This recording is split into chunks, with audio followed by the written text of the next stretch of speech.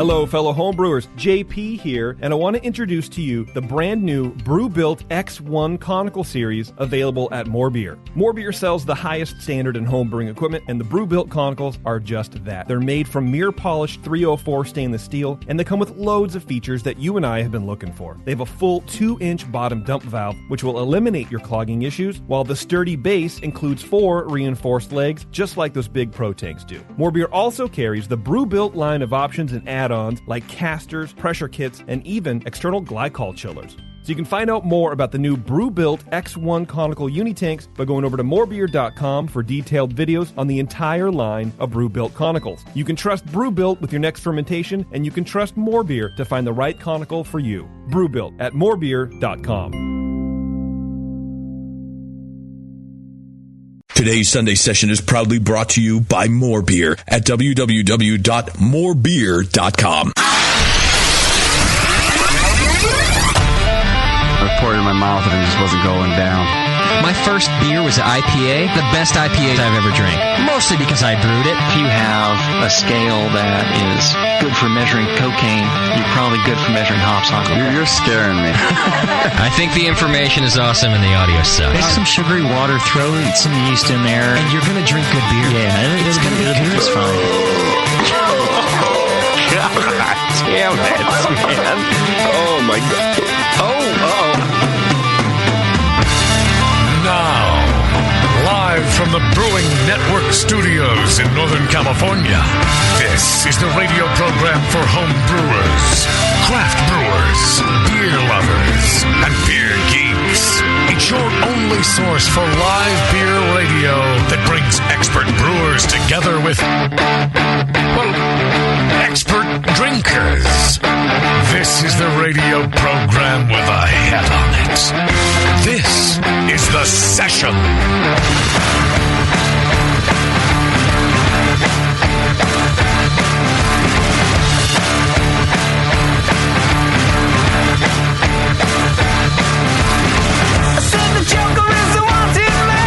Good afternoon, ladies and gentlemen. Welcome to The Session. It's our first ever Tuesday session.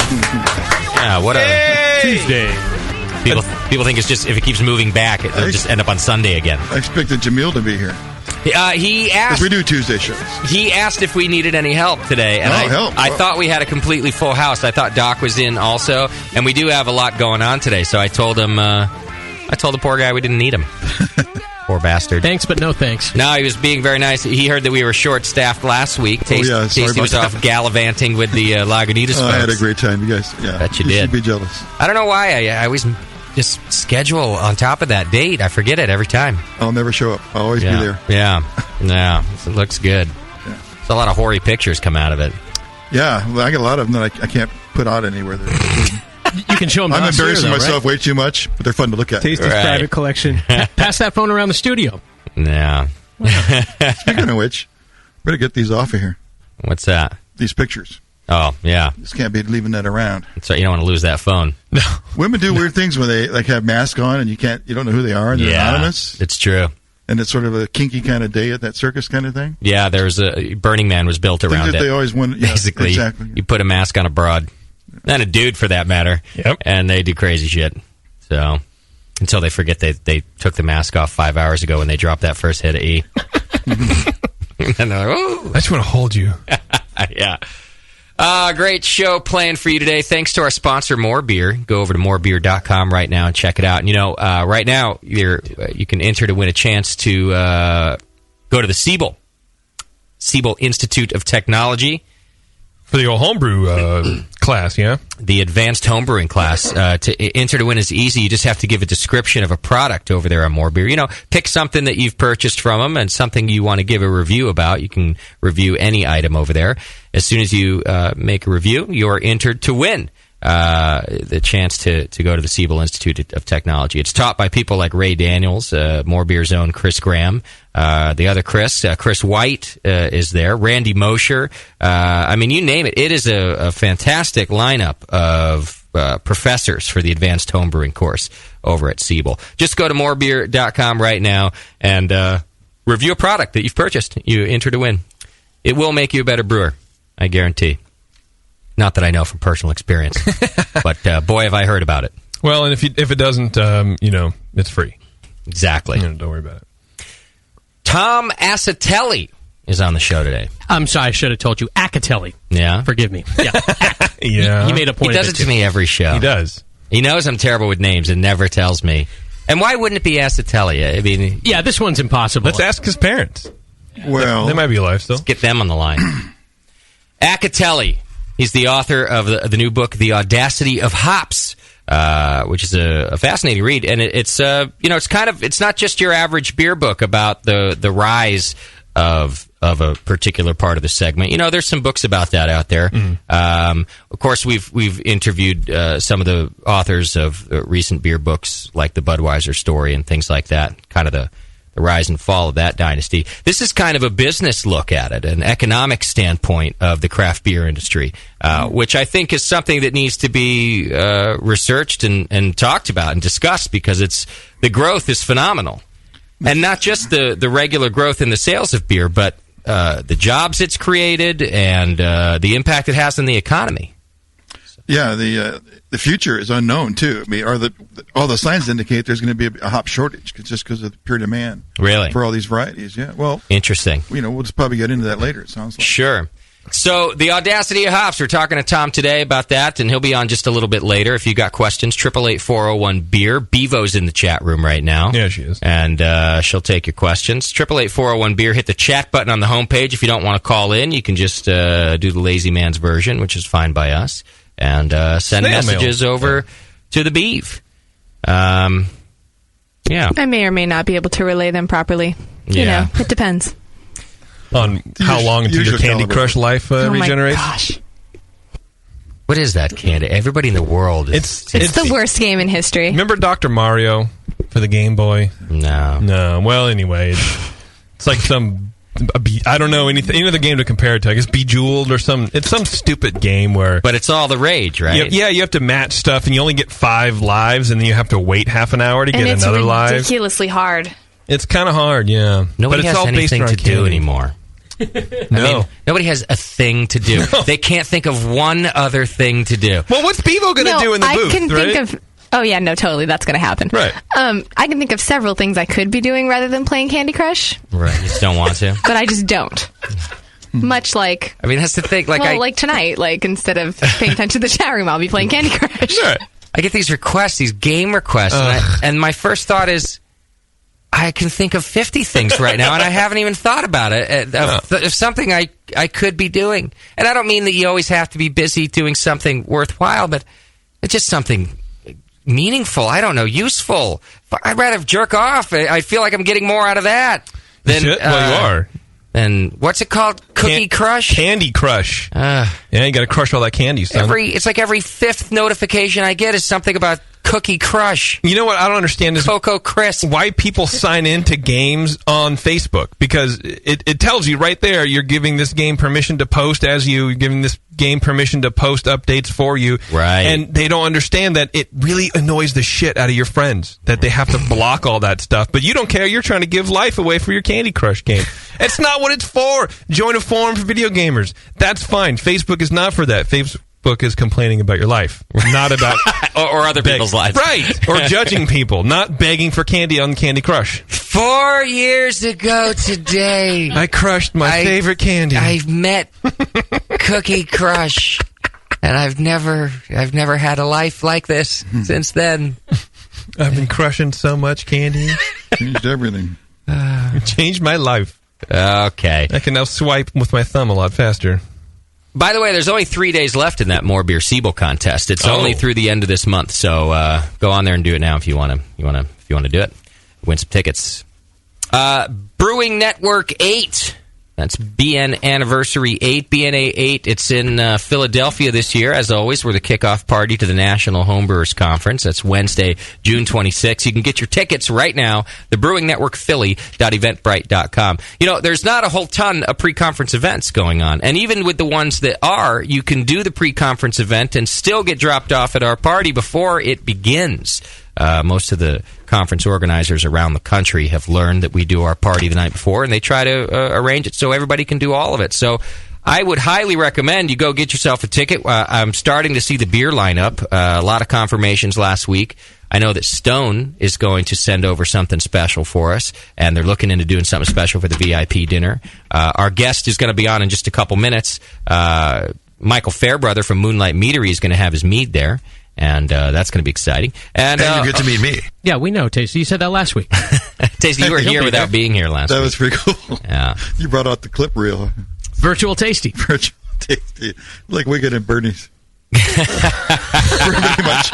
Yeah. In fact, that's pretty much what we'll do, Tasty, when you're gone. Yeah. I'm going to go abruptly, so I mean, you guys will be able to do that really easy. Yeah. Not calmly and peacefully in your sleep, like a decent human being. Well, because if I'm lucky, run over by a beer truck, it'll happen here in the studio anyway, and I'll just leave you sitting there. Like I won't even tell your kids until they figure it out. He's still working. I'll just turn on the AC real high. Got his own show, and he's got his own show now. He doesn't want to get off the mic. He's writing a book. If you're in the hospital, we will come in and we should just have a list of things to make him say into the microphone. I see. So we can really cover every possible topic by you piecing them together. Oh, that'd be great. Yeah. We'll sneak in a growler or blind pig for you while you're there. And then we've just got Rigor Mortis Tasty sitting here all the promise time. You just shoot me, will you? All right. All right. Good what times. Else? Go to the Oh yeah, I'm all pumped up here. Head over to the Brewing Network, Philly.eventbrite.com. Firestone Fest is this weekend. I have made a decision, along with Matt, looking through the tickets that we gave away last week. Tattoo Guy gets the ticket. The 2 tickets. We can't brand anybody in enough time. They have to make the brand and stuff, and it wasn't going to happen. Not to mention, how can you live with yourself? Oh no, I'm fine with that. Right. It's slightly dangerous in the brand doesn't bother me. The ensuing infection is But however, Tattoo Guy, whose information I don't believe we took down last week, unless JP did it. So that's what we have a producer for. I didn't do shit. Crazy Tattoo Dude from last week. I do have it in my notes here somewhere. I just don't have his email. Call Bevo 888-401-BEER, and we'll get you 2 tickets to your Firestone. But you do got to show up with your tramp stamp hop grenade tattoo. Remember, you've got to shave that little part of your back hair down there. You got to put the hop grenade tattoo, and that's how you redeem. You don't bring your ID to the table. You bring your tramp stamp hop grenade tattoo, and you will get your Firestone Walker tickets that way. Real permanent tattoo. That's correct. Right. No henna. Listen, I do not have a soft spot for this sort of thing. You will show up without your tattoo thinking I'm just going to be cool and give you your tickets. You will be wrong. I will take them, I will scalp them, and I will help pay my staff for attending the event. That's the Firestone Walker Beer Festival. It's happening this weekend. We'll be down there. You can come to the booth where you might meet Nathan Smith, Nicole Ernie, Sam. I know you're excited about that. Sam will be there. You 2 can meet Sam. Oh, shit! JP, Moscow, Push, and myself will be working the stage over there. A lot of brewer interviews we got set up. It's going to be a good time. So, and you get to meet me. Yeah, we know. Come down and see us. Hop Grenade Warheads are in the store. Those are those double-walled stainless steel growlers. They're badass. Go check them out. You don't have to take my word for it. You'll see them. You will love them. They're the best thing to happen to your homebrew since the Brewing Network. Oh, you like that? Since Pale 31. I did that.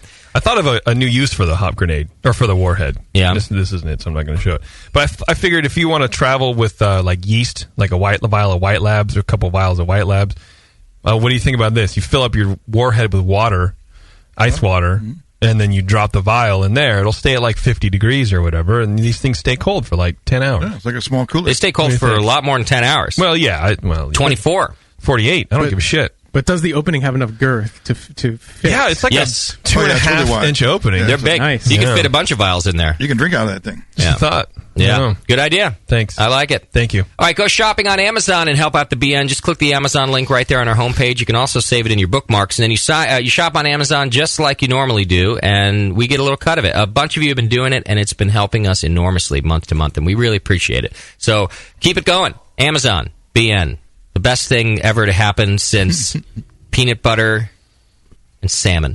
And dog tongues. We should bring back the product of the week. I got an email about that a few weeks ago asking where that went. Yeah, what happened to it? I don't have an answer.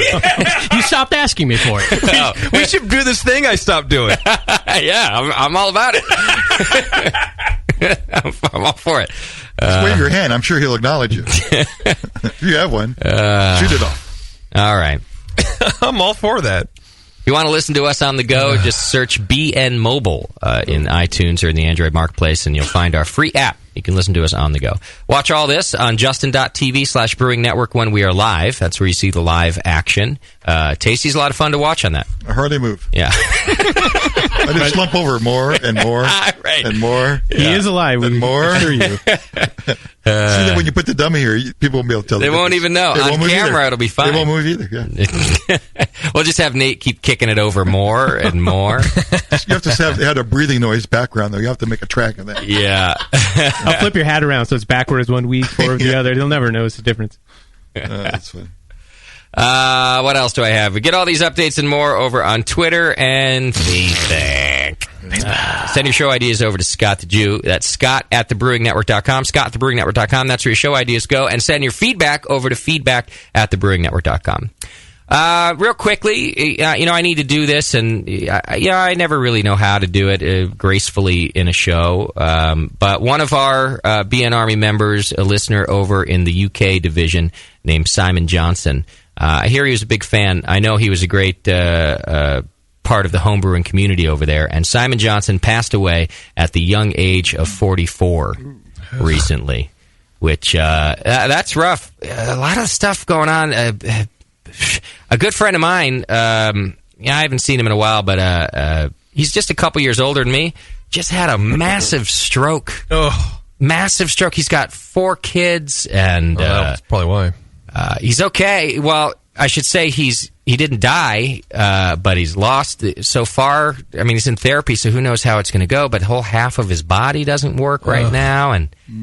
Man, any moment, everybody, you gotta live it up. You never know when it's going to happen. We're just a moment away from the end or the near end. You think homeless people truly know how to live? I have an alternate opinion on that. You could just take care of yourself so you don't have, I guess, but... I mean, he obviously has predisposed to have it. I mean, at that young age, at that age. he has something, exactly. some other thing in his... Sometimes you just can't help it. There are times when it just... I think, Tasty, you make the point that you're right, that there is a way to... There are preventative measures. You can lean the tree of hope in your direction by exercising and eating well, but sometimes that bus is just going to hit you when you walk across the street. I'm betting on. And you just never know. I got to take care of myself. And it's kind of fucked. A weird little world we live in. But I did want to say that I'm very sorry for your loss over there in the homebrew community in the UK.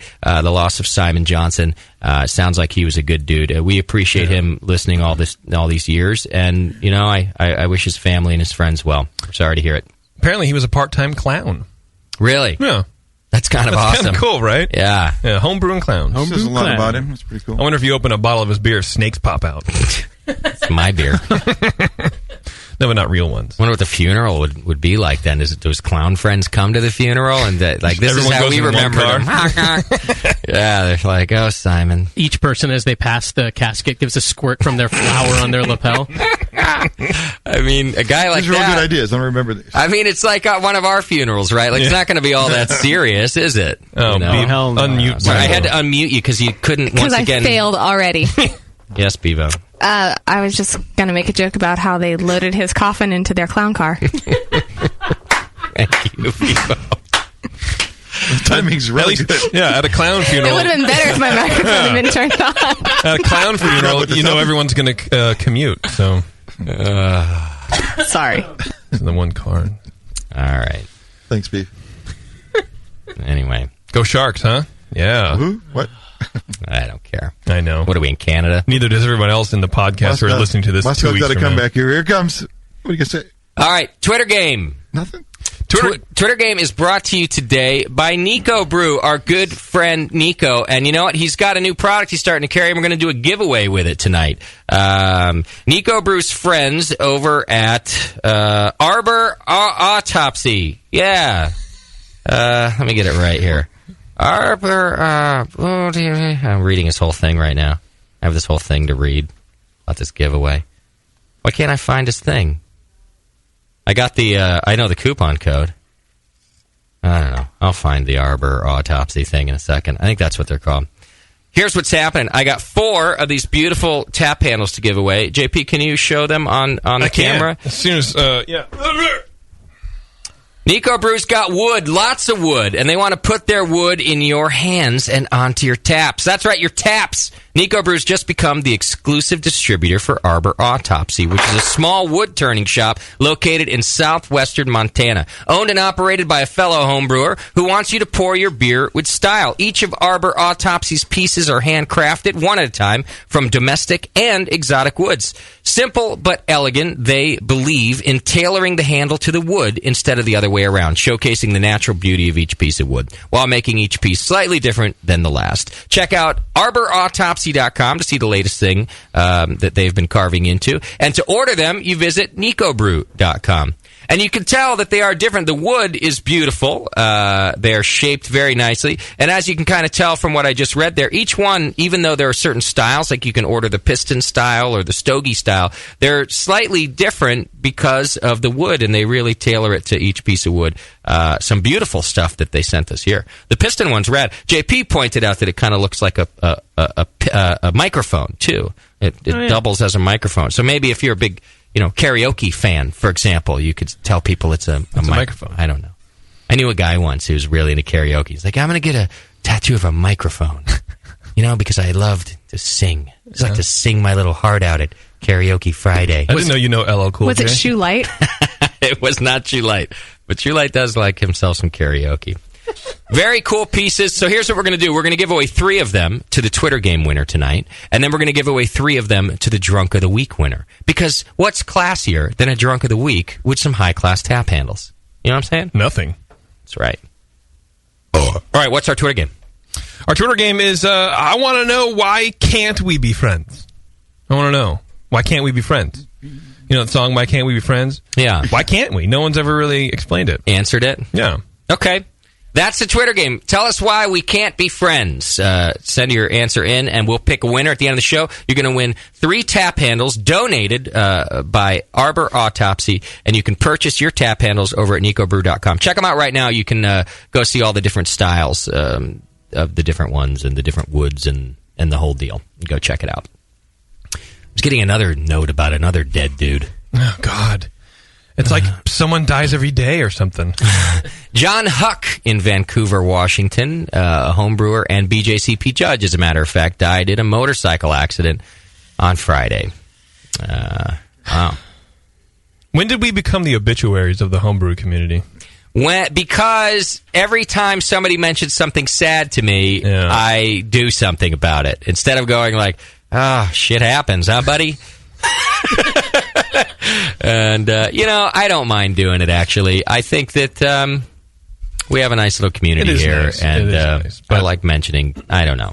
It's weird to do on the show, I'll be honest with you. It's not easy, it's a little awkward, but I know these are people that I feel like are part of our community, and if we ran a newspaper about their community, we'd run an obituary, so instead they get a shitty mention by me and a fucked up joke by Bevo is what they get.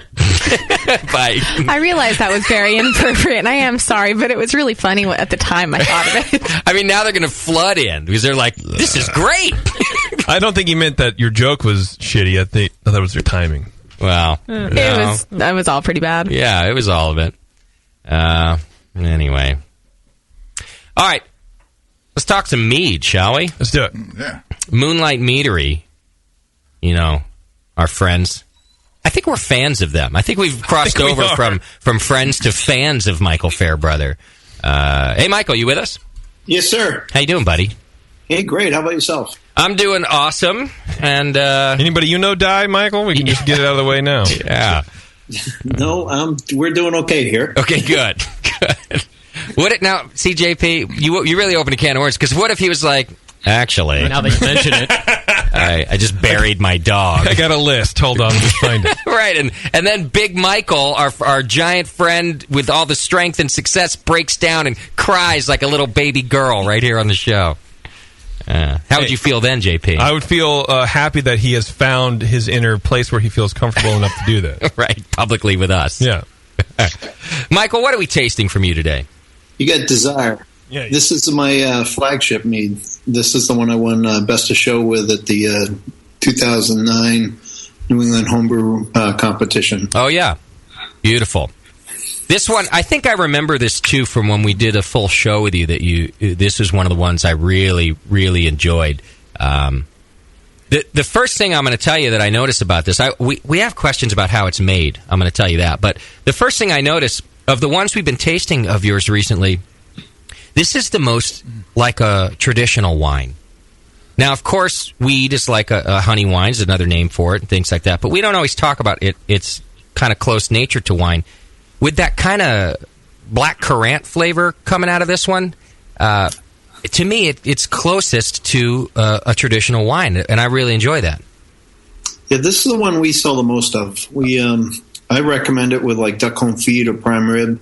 Oh yeah, chocolate and cheeses. It just spans the spectrum. So I really enjoy the flavor profile of this one. What else? Is there black currant in it?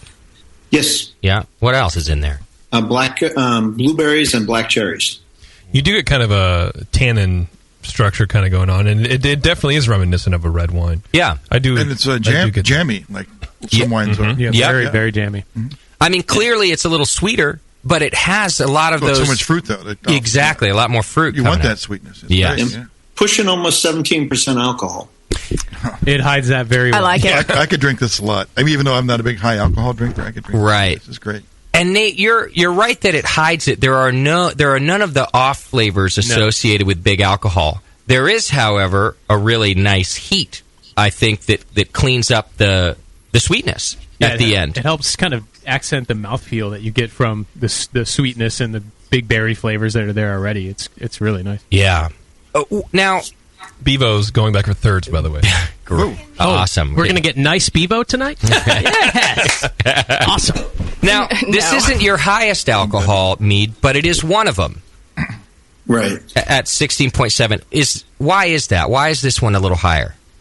It's just the one that I like the most. So it's I made every mead that I make for my own enjoyment, and if nobody else likes it, perfect. I get to drink what I like. Right. And in this batch, or this particular style, I can't usually get enough of. I was searching in my house tonight for a bottle, and my wife drank it all, so I don't even get to drink with you guys tonight. Well, your wife's a lucky lady. Right. She's like, I don't care, Michael. I'm taking this one. It's very nice. JP had some questions about the fermentation of it. We were talking about it before the show, because it does have some the flavors of it. You have 3 different fruits in there, but you can really pick out each one of them. JP, what were you wanting to ask about his fermentation? How you added those? Is it juice in the post ferment? What's your schedule? Yeah, we add everything in before in the blending. So we never back sweeten our meads. We never add fruit post fermentation, and that's what gives you the nice blended flavors. So on this one, we're using a third each of black currant, blueberry, and black cherry, a little bit of water, and just honey. And we let it ferment at 62 degrees. That's pretty much a standard for us in our shop. And we use Lavalin 71B as our yeast of choice. And it takes about 3 months to get through primary, and that's because we're slowing down that fermentation to keep the fusel alcohols out of the product. Okay. Well, and that's what works so well, like we were talking about, the high alcohol, but none of the bad stuff. So, are you fermenting all of the meads at the same temperature, or this one is only 62? Yeah, the only ones we don't do at 62 are our barrel age series, like the Utopian. Everything else goes at 62 degrees. Michael, give me an idea. Of the investment in quality you're making here. If you raised it up to like 65 degrees, how many months or weeks would it take? Yeah, you could knock down almost probably about a month and a half off the shaving fermentation time. Wow. We've talked to other meaderies that are able to push out their meads in a couple weeks, and when I was asking them about that, they said, "Well, it's 10% alcohol and." X and Z, and I'm like, okay, 10% is not such a hard number to hit, right? But I'd rather have that finished flavor to be spot on to where I want it to be. Good for you. So, what is it that you find about the higher alcohols that make it spot on? Is it kind of what I'm picking up, where it kind of cleans up the sweetness, or why do you do exactly? it? So we're trying to make something that's mainstream. I just at the New Brewer magazine today, and I got to see my smiling face on page 35. Nice. They say I'm the most successful mead maker in the country. Wow. And that's great stuff to read about, but it's the reaction I see on every person's face that comes into my meadery. We're knocking out about 300 or 400 people per weekend coming through for tours and tastings now. And we're selling 100 cases a month just in my storefront. That's fantastic. So it's been just incredible. Yeah, that's really amazing.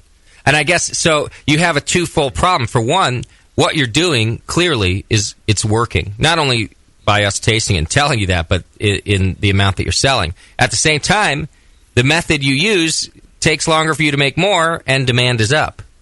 Right. Well, 2 weeks ago, for example, we sold 1,000 cases in one day. Wow. That's what I said. I mean, that's... Who would have thought? I mean, think about that. 1,000 cases. This is little Michael Fairbrother, our little friend up there in the middle of nowhere. 1,000 cases. I guess it wasn't in your business plan, huh? No. That wasn't. We had to bottle 500 cases in 2 days just to make the order. Just to finish it. Wow. You're calling in everybody for that. Come on, guys. We need help. We bottle by hand, so it's we can bottle. What does it come out to? 720 bottles or 60 cases an hour is what we bottle on our hand machine. And who's we? How many people? I've got 3 employees. Okay.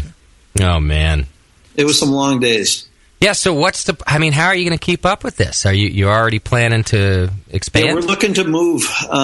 We're trying to find a new location so that we can keep up with the amount of A, B, and N fans that are coming up, and all the other tourists that come through. And right. It's so ridiculous. I don't even know how to tell people about how much success we've seen and how much fans from Brewing Network come in and talk about our product. We had a couple guys from Illinois drive all the way up. Their transmission blew on the trip up. Wow. They rented a car, and they hit us after they hit Hill Farmstead and some of the other nice breweries up in Vermont. But they clearly stopped by on the way back, and they had a great time. Oh, that's great, man. When's the last time you had a full night of sleep? Oh, I can't recall. Yeah. Not even after a bottle of mead? Well, I watch Michael on Twitter and stuff, and he's everywhere. He's in a new part of the country all the time, and another festival. And yeah, we're going to be down in Philadelphia this coming weekend for the, I think it's Great International Beer Festival. Nice. And they've got us pouring our meads, so we're looking forward to that. That's our first pouring in Philadelphia. Okay. Well, you did another fine job on this one, and I could see why it's your flagship. It's just a badass mead. Somebody emailed me today, Michael, or actually maybe it was over the weekend, but I was out of town. Just a listener saying which one of the Moonlight Meadery meads I recommend him picking up. And my honest answer was I don't know. They've all been great. But I'll tell you what, right now, if you're looking at the shelf and you've got a choice of 4 different Moonlights in front of you, I think my favorite so far is Desire. I think the one we're having tonight. So in answer to that dude's email, I would say Desire right now. It is very enjoyable. And tasting it here, again, for like the 8th time tonight, I get a little strawberry out of that, too. Oh, yeah? I think so. A little bit. A little dark kind of strawberry flavor. It's fantastic. Yeah. Hey, Mike, what about variety packs? Do you do like a 4-pack of, 4 different flavors? We're looking into it for specifically Chicago. There's certain markets or towns in the Illinois area that will not sell a single bottle by itself. It's against the law. So we're trying to figure out how to make that work in their marketplace. Got it. Well, that's a nice idea. It's another SKU that everyone has to figure out. It's a whole deal when you start to do that stuff, but it's a great idea. All right, Michael, you've sent us another awesome one, and I think you've started Bevo off on actually having a show where she's nice to us. No. I'm going to enjoy this mead because it's hella good, but no, I'm not going to be nice. And then that's that. You won't have a choice. If you get a buzz going, you can't help yourself. Yeah. You're right. You'll succumb. Yeah, don't we have another bottle we can shove down her throat? No, we have stuff. No, half of that bottle was gone when I got that first bottle was gone when I got here. Yeah, we had a Still nice got time some too. That's enough to get her crunk. And we're making a special mead to have at the BNN8. So we took a braggot, a Russian Imperial Stout that I made probably 6 years ago, and we blended it with our wildflower mead. And we got a 15-gallon keg of it we're bringing specially for you guys. Oh, that's awesome, I want that. Nice. Wow. Cheers to you, man. Great. So if that runs low, you're going to have to, stop pouring it for other people and only give it to us. And by us, she means her. And by us, I specifically mean myself. I got the feeling she's going to be in a good mood then. Just going for With everybody else. That's great. I'm looking forward to it. I knew you'd do something special for us, Michael. That's badass. I appreciate it. Yeah, we've got, one of my employees is a huge fan of you guys. He wears his B&N hat all the time, Chris Killinger, and also known as New Hampshire Brewer, I think, on the website and chat boards. But he's we're talking about making this apple and fireball cinnamon mead that we may have. I'm still trying to figure out a good name for it, so maybe you guys could come up with a contest. But it's going to be like a fireball candy, but made with apple and cinnamon. Fire crotch. Done. You're welcome. Classy. Yeah. We're also doing a little fractal distillation project that we may be sharing with some very select fans of yours. Oh, very cool, man. See? Go to BN8. You're not gonna miss out on the good stuff. No. Go to the Brewing Network, Philly.eventbrite.com. Get your tickets now. You can meet Michael himself there and obviously try some of this good stuff we're talking about. All right. Beautiful, my brother. Thanks so much for sharing with us. Yeah, thanks, man. Brew strong. All right. Talk to you soon. Bye-bye. There you go. Very tasty. That's good stuff. I never would have guessed it was that high. ABV. No, the alcohol it's like maybe late. 10. Yeah, it's hidden really well. Well, and he's got one that's like 18% too. It's even a little higher. I'd be curious to try that and see if he's able to do the same thing. Really well fermented. Yeah, I wonder what is the ceiling? I mean, is it 20, 18? I mean, it seems like he's almost there. Well, yeah. The ceiling is whether or not you start to taste that stuff. Right? Well, that's what I'm saying. Like, what is that ceiling before you just? It doesn't matter how good your ferment is, you will get those flavors. And my guess is once you start getting into the 20s, that gets harder. Yeah. Just knowing beer that goes that high. Now that he's not on the line, I would think, how about some like a Diet 7-Up, 50-50 with this stuff? So I'd go down really good. You want some carbonation? That'd be real good. You just want to carbonate it. You could mix it. It would be carbonated. good. It would taste a lot like a framboise. These would be good mixed drinks materials, man. Well, that's true. Yeah, it's making some of them fancy cocktails. We did a show on that one. So the beer cocktails, do some mead cocktails. It'd almost be better with club soda because you don't want the sweetness from the 7-Up because it already has so much sweetness, right? That's true. But you do want fizz. It's not a bad idea. The girls to get drunk is what you want. Tasty's on a mission here. I don't care how. Here, try this IV I made you. I don't believe. Look over there. Plop, plop. What's that? I don't believe in getting girls drunk and taking advantage of them. That's why I perfected the arm bar. Yeah. So, all right, I got that dirty old man thing down pretty good, don't I? Oh my God! You've got mail. Kick ass. Our feedback's brought to you today by our all-new sponsor over at the Brewmeister. Go to shopbrewmeister.com, and if you use coupon code BNARMY, you'll get 10% off your first order. They're good people over there at the Brewmeister, and I thank them very much for supporting the program. All right, here's your feedback for today. Justin, you shithead. Sure. I think you owe JP an oral apology. Yes! For holding and anal. For holding him for holding him back from his solo show potential. That's right. JP, bless his heart. He doesn't really like you when you do that. I know. JP, God bless him, has a great show going on, and not a damn person can download it. I think it can really take off if it's available to more than just a relatively few who can tune in during the middle of the week. Kiss JP on the mouth right now, tell him you're sorry, and put Dr. Homebrew up for download. I mean, he said it. It's too late. You got to do it. It's up for download. But he said it is? Yeah. Oh, shit. It is officially in the iTunes store for download. I could go on and tell you about how, everybody knows it's so easy. Why isn't it up? You're just fucking around. But frankly, I'm fucking sick of telling you people. So, these things take a little time. It's now up in the iTunes store. You can search the podcast. If you search Dr. Homebrew, it'll show up. If you search the Brewing Network, it should show up. Or you can just enter it as an RSS feed. It's thebrewingnetwork.com/Dr. Homebrew.xml. thebrewingnetwork.com/drhomebrew.xml. And that'll automatically subscribe you. The first episode is up now. The second episode will actually be up tomorrow, so you'll have two episodes to check out. It's not on our homepage yet.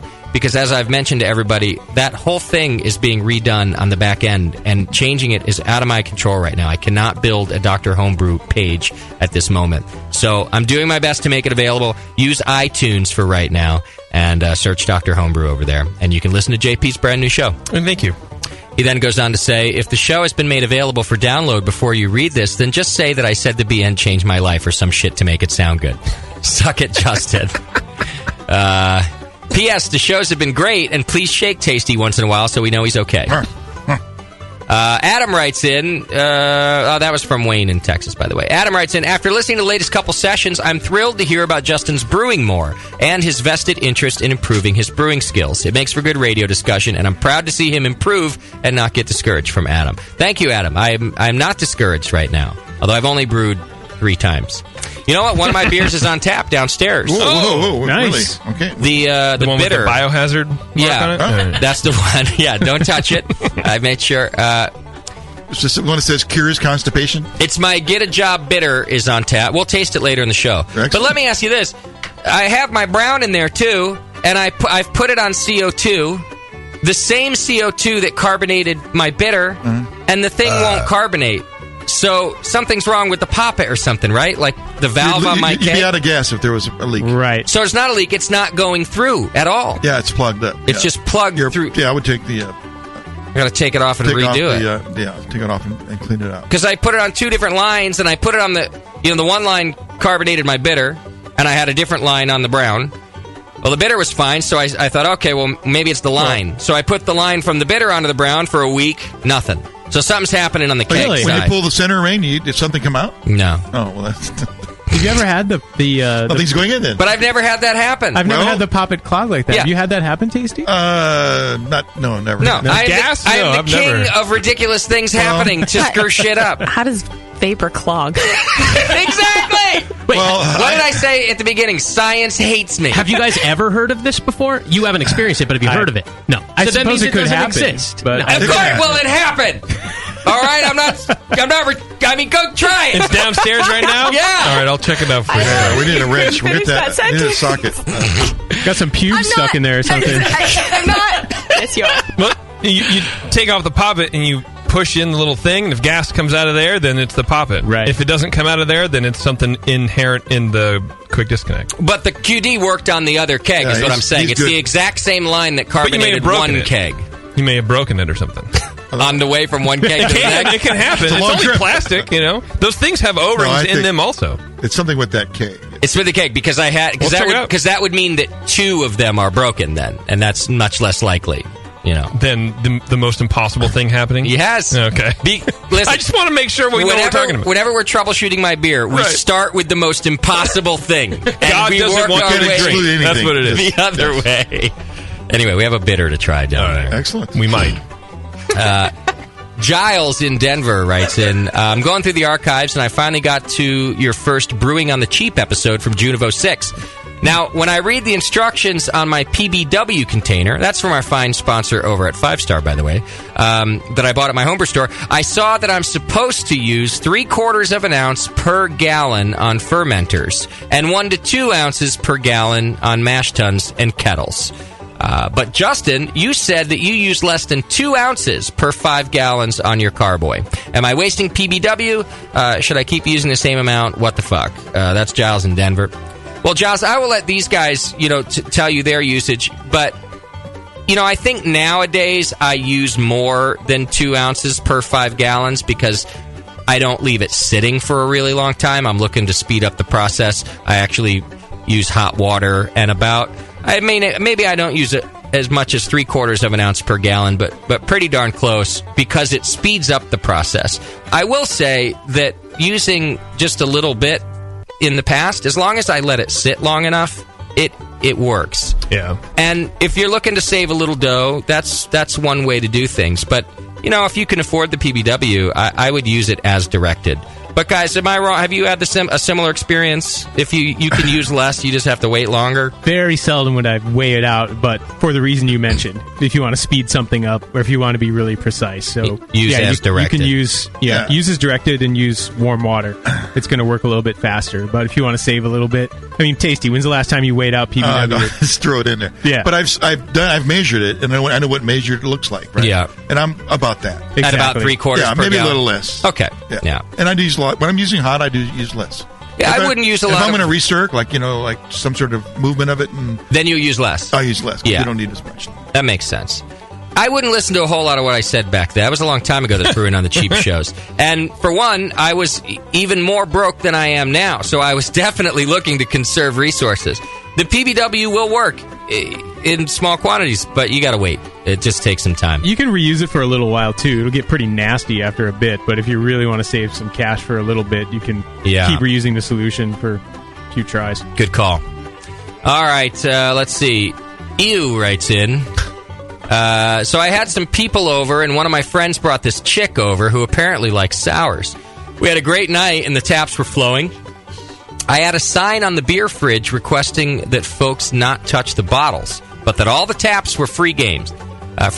Near the end of the night, I noticed that bitch not only opened the last bottle of a Flanders that I brewed around 6 years ago and was saving for a special occasion, but was drinking it also straight from the 750. Yeah. Classy. I kindly reminded her to stick to the taps, but didn't make a big to-do about it at the time. I really didn't want to be that guy. However, that soured cunt needs to die. Unfortunately, I'm not one for murder, but I am a fan of passive-aggressive revenge. Me too. So let's say I were to brew her a special 1-gallon batch with some candida and whatnot in the mix. What are the odds that she would get a real nasty yeast infection? Cheers and keep up the good work. Wow, that sounds like too much work. That's regret. That's not okay. That seems... Well, if my memory serves... Us sickos here at the Brewing Network have asked Chris White about this very thing several times. And I think the answer is always that not much is going to happen. And, in fact, the beer isn't really going to do much either. And I don't imagine she's going to drink any of it because it won't taste very good. And finally, no, it won't give her a yeast infection. It causes thrush. And also, if I remember correctly... When you have people over your house who are drinking and there are things that you don't want to be drunk or dranken, consumed, drunked, right? You take them out of the fridge, the refrigerator. Yeah. Although that was the slowest you've ever spoken. I agree with that. I agree with that because I know that people are stupid. However, there was a sign, and why don't people respect people? Because this chick had I would have read Hey. the sign. Hey, girls be drinking. Right. Oh, I mean, was she hot? She brings a good point. Let's assume she was. Girls be drinking. She's with this other dude, probably, right? Yeah, but as dudes, let's all be honest here. There's a difference between the hot chick that drank your last Flanders and the ugly broad that drank your last Flanders. One of them, you get all up in her face and you tell her, read the fucking sign, fatty. Whereas you slap the biscuit out of her hand and send her on out. Yeah. But the first one, the hot chick, you're like, oh. So she must have been hot because you didn't do that. Yeah. Oh, let me get a glass for you. But you really wanted to But then kick he her in called the her cunt. a very sad name at the in that in that feedback. That name is very sad. She wasn't staying with him that night. So All right, there's a few more in here, but I gotta get to break because our guest is waiting. Plus, I guess I gotta do a phone call real quick here. We still have Parker on. Parker's on line 2. Who's on 1? Ben. Who's Ben want? It's the first thing I wrote you. The dead guy? No, before that. Did you not get that? Oh, I see. Oh, Ben wants to ask Scott a question about a brewer that Scott... No, oh, Jesus. All right. Ben, what do you got for Scott? Ben might have passed away. I'm about to die. This just in. Ben in Washington died while on hold at the Brewing Network. We're putting off feedback for this. Oh, he's in Oregon. Hurry up He's in Oregon. Rub one out, pick up the phone. Hey, Ben, you there, buddy? Yeah, I'm there. Hey, what's happening? You got a question for Scott? Yeah, I really loved the Flatdale show you guys had. I only moved to Corvallis about 2 years ago from New Jersey, and the brewing scene here is awesome. I wanted to know when you're going to have Block 15 Brewing Company on. They are on the calendar for later this year. Sweet. Yeah, you're not the first person, so stay tuned. They'll be on. Okay, thanks, Scott. No problem, man. And I want to say you guys are awesome. I've been listening to you guys for a long time. Finally got the chance to call in, and definitely brewed some great beers from all the tips over the years, and mostly from Jay-Z. Nothing from you, Justin, but of course. Jay-Z and Tasty. Great. Well, thanks for listening, brother. I'm glad we could help. Cheers, man. Yeah. Thanks, guys. Also, ask questions to Scott at scott@thebrewingnetwork.com. Nah, they can call in. That's All right, what yeah, phone's they can for. call. Parker, what's up, buddy? That's a great question. Thank you. It's a terrible question. I liked it. Hello? Parker, what's up, man? Hey, how's it going, guys? It's going all right. Parker's calling in from Missouri. Yeah.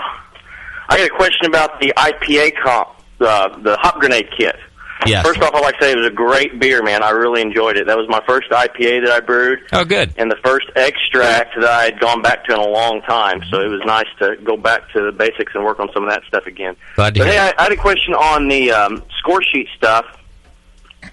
It came out and said that I had some oxidized hops on there, and I was just kind of curious, was there something in my process, or what would make that come through? And more specifically, what does oxidized hops, how does that come through? Is it the same as an oxidized beer, the flavor or the aroma, or what should I be looking for there? Well, let's start or with... did you guys just Let's start tell with me what old hops? Is that what happened? That's a possibility. I'll be honest with you, but let's start with what it comes through in the beer, because I don't know either. Nate, what is can oxidized hop? oftentimes get slightly cheesy, or it comes off as stone fruit like cherries or apricots, dried fruit, and not necessarily what you'd want for that style of a beer, like fresh citrus, citrus zest, grapefruit, orange, like a lot of things that you'd think about in a really fresh IPA.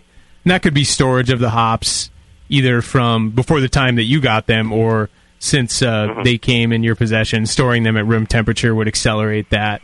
And you're going to get that if the beer is also stored warm after you produce it as well. Unfortunately, too easy to find a beer sitting on a shelf somewhere in a liquor store, kept warm.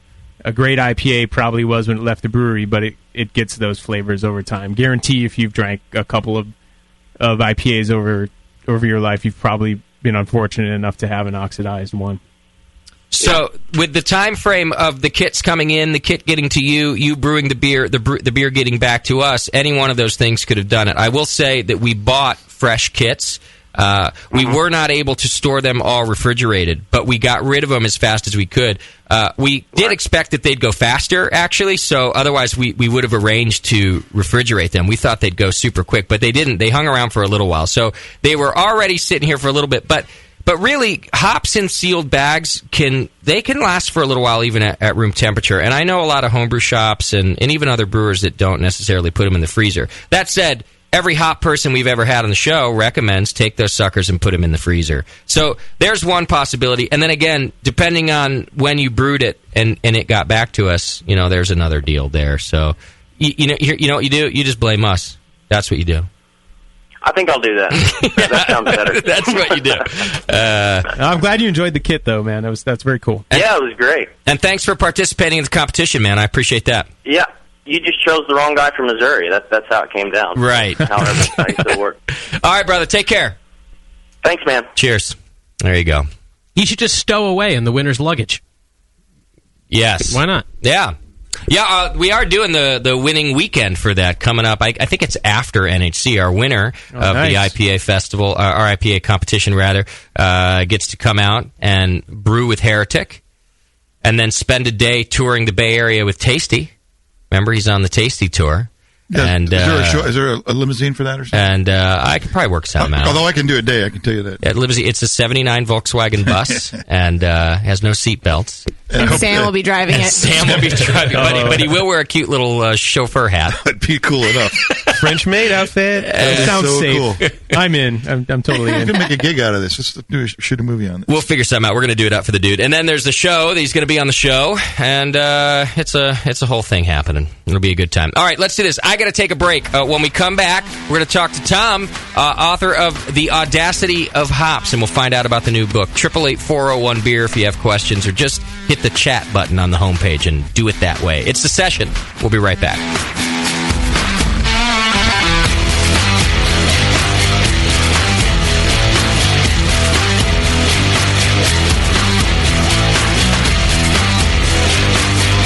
You're listening to the Brewcasters. Brewcasters on the Brewing Network. Since the first time the Brewing Network microphones turned on, More Beer was behind it. More Beer sponsors the programming on the BN because, like you, they love brewing. And like the Brewing Network, they love sharing their knowledge. Morebeer.com isn't just a website to place your next equipment or ingredient order. Morebeer.com also gives you access to free beer information that will make you a better brewer. Go to morebeer.com and click into the Learning Center. You'll find podcasts, technical facts, video tutorials, and more, including access to The Buzz, More Beer's social network of more than 5,000 members.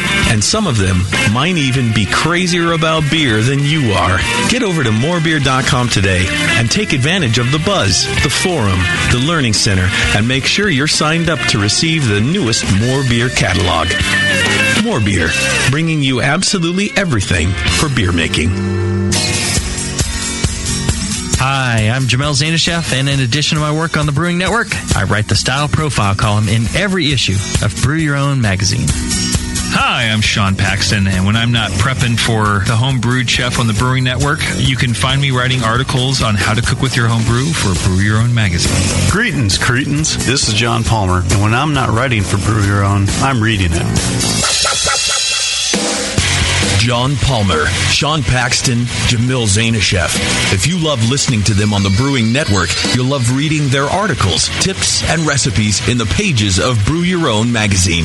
Join Jamil, John, and Sean 8 times a year in Brew Your Own. And when you subscribe to BYO on the Brewing Network website, half of your subscription price goes right back to the BN to support great beer and food programming. So sign up for Brew Your Own magazine through the BN website today so you can listen and read your way to better homebrew.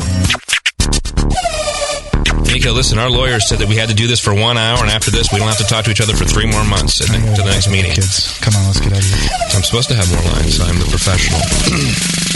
Hey, it's Sully. And I'm Nico. And we opened the 21st Amendment 9 years ago at 563 2nd Street in San Francisco, just 2 blocks from Giants Park, to make great beer and have a great time doing it. That's right, because to us, the 21st Amendment is more than just the right to make beer. It's the right to experiment, to be innovative, and just do things differently. And so now, we're putting our craft beer in cans. That's right, cans. You can find our world-famous Hell or High Watermelon Wheat Beer and Brew Free or Die IPA throughout California and Alaska. And now it's also available on draft at select accounts in the Bay Area. So next time you're at your local neighborhood pub or good beer store, be sure to ask for 21st Amendment in cans. Because everyone likes it in the can. Tasty crack cans. Tasty crack can. A vial of White Labs yeast is the key to your best beer. When you open a vial of White Labs yeast, you're giving your beer its best chance for a perfect fermentation. In addition to their already incredible variety of yeasts, White Labs is proud to announce WLP 90, San Diego's super yeast, now available year-round. WLP 90 is super clean, super fast fermenting, with low esters and has a neutral flavor and aroma profile. It's alcohol tolerant and highly flocculent. For more of the latest White Labs news, click over to whitelabs.com, where you can read reviews of yeast, learn in the lab section, and join the customer club. And if you should find yourself in San Diego, White Labs has a brand new training facility for craft brewers and home brewers alike. Whitelabs.com. Discover yeast, nutrients, enzymes, and more for commercial breweries, home brewers, and homebrew stores. White Labs. It's all in the vial. For nearly 15 years, homebrewers have been served by one place in Michigan where you can buy yourself a serial killer grain mill. Adventures in Homebrewing. Did you try all those great Michigan beers at the National Homebrewers Conference in San Diego or Seattle? Adventures in Homebrewing delivered. Did you see a great false bottom in your buddy's cooler or brew kettle? Adventures in Homebrewing delivered that. And did you see that great custom-built brew stand? Yep, Adventures in Homebrewing delivered. Since 1999, Adventures in Homebrewing in Taylor, Michigan, Ann Arbor, Michigan, and online at homebrewing.org has been serving homebrewers across the globe. Check out their innovative 2.5-gallon keg with metal handles, great homebrew kits, and the fully adjustable Serial Killer Grain Mill. Visit them in Philly for the 2013 National Homebrewers Conference. Not going to make it? Check out all the fun of Adventures in Homebrewing at homebrewing.org. For a limited time, coupon code BNetwork will slam 10% off your order. Bam! Adventures in Homebrewing. Join the adventure at the Great Lakes home for homebrewing supplies. Online at homebrewing.org. And don't forget coupon code BNetwork for a limited time. Join the adventure today. This is www.thebrewingnetwork.com. Sit down next to it, grab yourself a paper towel, and watch those yeast have sex. You're listening to the Brewing Network.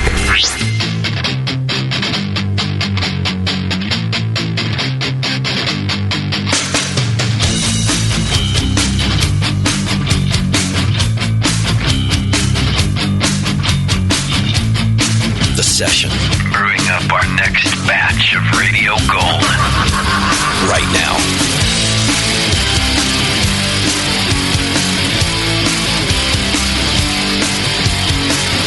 All right, welcome back to the program. Thanks for sticking with us. We got a lot to do today. The Trophy Fire is going to join us on the program a little bit later. Our good friends at Trophy Fire. They're playing the Brewing Network Anniversary Party, BNA 8 in Philly. You can go to the BrewingNetworkPhilly.eventbrite.com, get your tickets, and they got a new album out at long last. That's right. They'll be performing a couple tunes on it on tonight's show. It's good.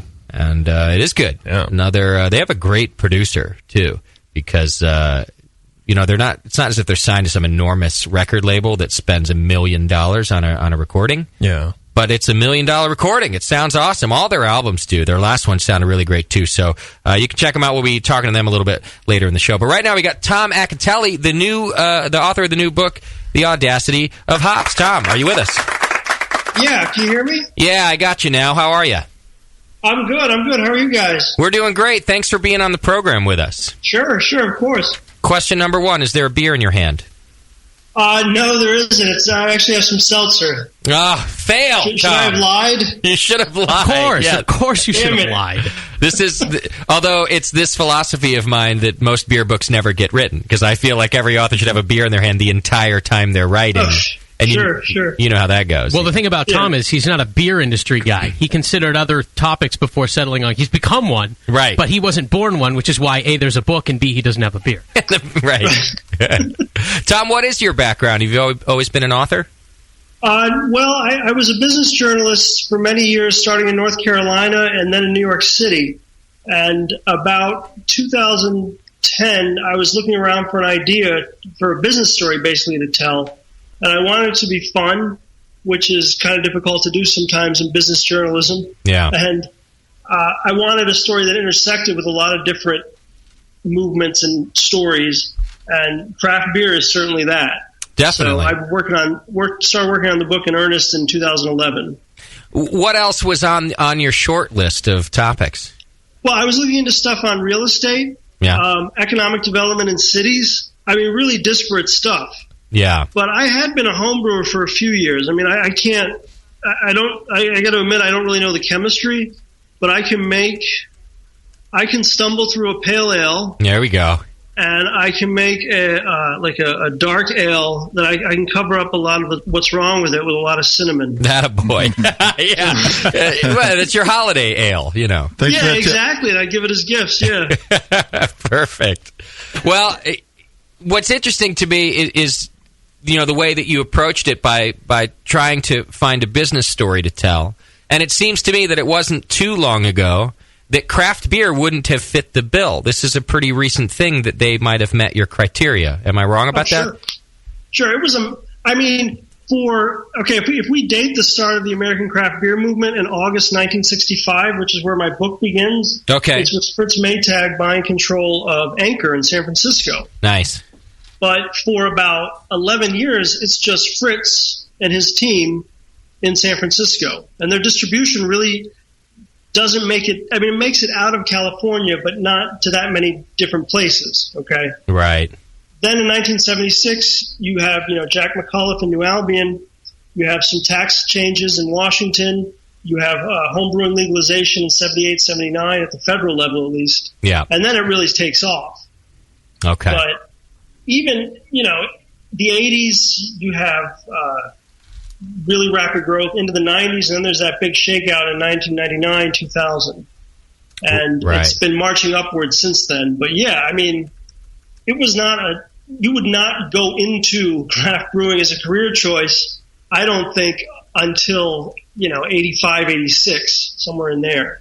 And even then, it was a select group of people doing it. And these guys were hardcore. They were dedicated, entrepreneurial. They wore many hats, and they went through a lot to sort of realize this. Can you talk about the shakedown that you mentioned around 2000? Because, a lot of people, they just gloss over that topic here on the show. And they say it as if everybody knows it. And we do. We all know that there was a shakeout there. But I wonder if you were able to investigate some of the reasons surrounding that. It was an interesting topic to look at, the shakeout. Like, I had several people who really big names in the industry, and your listeners would know them. They spoke, not for attribution for the book. It's in the book what they said, but I don't reveal who said what. But for instance, the single biggest reason that kept coming up was that there was a lot of dubious quality beer, or beer of dubious quality. Right. In the mid-'80s, you have Pete's Wicked and Boston Beer, a.k.a. Sam Adams. And they're fantastic brands, and they did really well, and they grew very fast. And so you have a lot of people coming in thinking that they can be the next Sam Adams in the early 90s. Yeah. They didn't put as much care into the beer as, Jim Cook and Boston Beer might. Sure. So there was, as one, veteran said to me, he said, quite simply, there was, quote unquote, a lot of shitty beer. Right. Another guy said, you call it there were so many Milli Vanilli brands. Yeah. I don't know if you guys remember. Okay, you do. Okay. Oh yeah. You want us to sing it for you? Yeah. Yeah. The right stuff. Wrong. The other one. Oh shit! I don't know ones any with the Milli Vanilli dreads. song. Extensions. And then when Bruno was in so basically, what you had happening in the late 90s was a lot of consumers were opening these dubious quality beers, gagging on them, and thinking, "Well, I'm not going to plunk down a premium for another one of these craft beer brands." Right. So a lot of them did just start to go. And I would say between 1996 and 2000, about 1/3 of the craft brewing operations in the U.S. closed. Wow. That's an enormous number. Yeah, it's still left, 400 thereabouts intact. And of course that number is, I don't know, quintupled, if that's the word. I think so, Grown at least fivefold. So right. Since then. And so that's the difference today. Everybody talks about. I did a swing from California earlier this month, and everyone kept asking and talking about whether there's going to be another shakeout. Yeah. And I don't think so, because the quality is so much better and so much uniformly better today. All right, I've got that question for you, but maybe from a different angle. Okay. The big breweries are getting into craft beer and putting, a big picture of like a mountain or a farm or something on their bottle, and instead of calling it Budweiser, it's called, Sparkling Lagoon Pale Ale or whatever it is, right? That's a beautiful name. My question is now, to fast forward to this time, do you think we'll get a shakeout of those where consumers know the difference between the big beer companies cashing in on craft beer's growth and an actual craft brewery making their beer? That's a really good question, actually. I don't know. I mean, I would point back to say the 1990s. There were what I call phantom crafts from Budweiser and Miller, Coors. Yeah. This was the time period where brands like Blue Moon were born. Yeah. And while Blue Moon did pretty well and still does very well, most of those brands either disappeared or became a novelty. One of the ones that really jumped out at me was called, I think I'm remembering this right, Pacific Ridge. Yep, you are right. Yeah. And Sierra Nevada that had packaging almost identical to Sierra Nevada Pale Ale. Yeah. It talked about being brewed in Northern California. It talked about Cascade hops. And that, it probably spiked in 96, 97, and then the sales dwindled very rapidly. So Right. just going by history, I want to think that consumers would be able to tell the difference. Yeah. I don't know. It remains to be seen. Time will tell. It's interesting that you bring up Pacific Ridge. It makes me remember that I was duped by Pacific Ridge. It was before really? it was before I was a home brewer and before I got into this, real hardcore brewing scene. So I kept looking for the next craft beer. There weren't too many of them on the shelf at that time. So anything that looked like a craft beer, I would buy. Now, I was duped thinking that they were a craft beer because their branding was good. I was not duped by the flavor. It sucked, I never bought it again. It was that bad? Yeah. It was. Now, we shouldn't go too far into this. I'm still surprised that we're not seeing actually wonderful craft beers from the big breweries because they are such good brewers. But we just aren't, and I do think there's going to be another shakeout of it. Yeah. However, I don't think there's going to be another shakeout of this craft beer revolution that we're seeing, and that's because most of these guys, and while you interviewed a bunch of them, Tom, they're pretty passionate about quality, I would think. Yeah, oh yeah, totally. And that's one of the things. I mean, it's sort of holy writ right now is quality and training.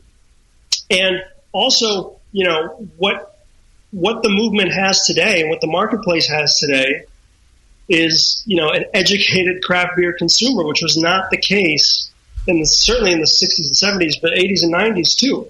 Right. People just didn't know. And even if they knew, they might have thought they knew, but they didn't know. Right. It's like Donald Rumsfeld, the old known unknowns. I mean, it was just people didn't know what they didn't know. Yeah. And they thought they knew what they in fact did not know. Yeah. If that makes sense. Sounds like the story of my life. Yeah, somehow it makes perfect sense. Yeah. Yeah.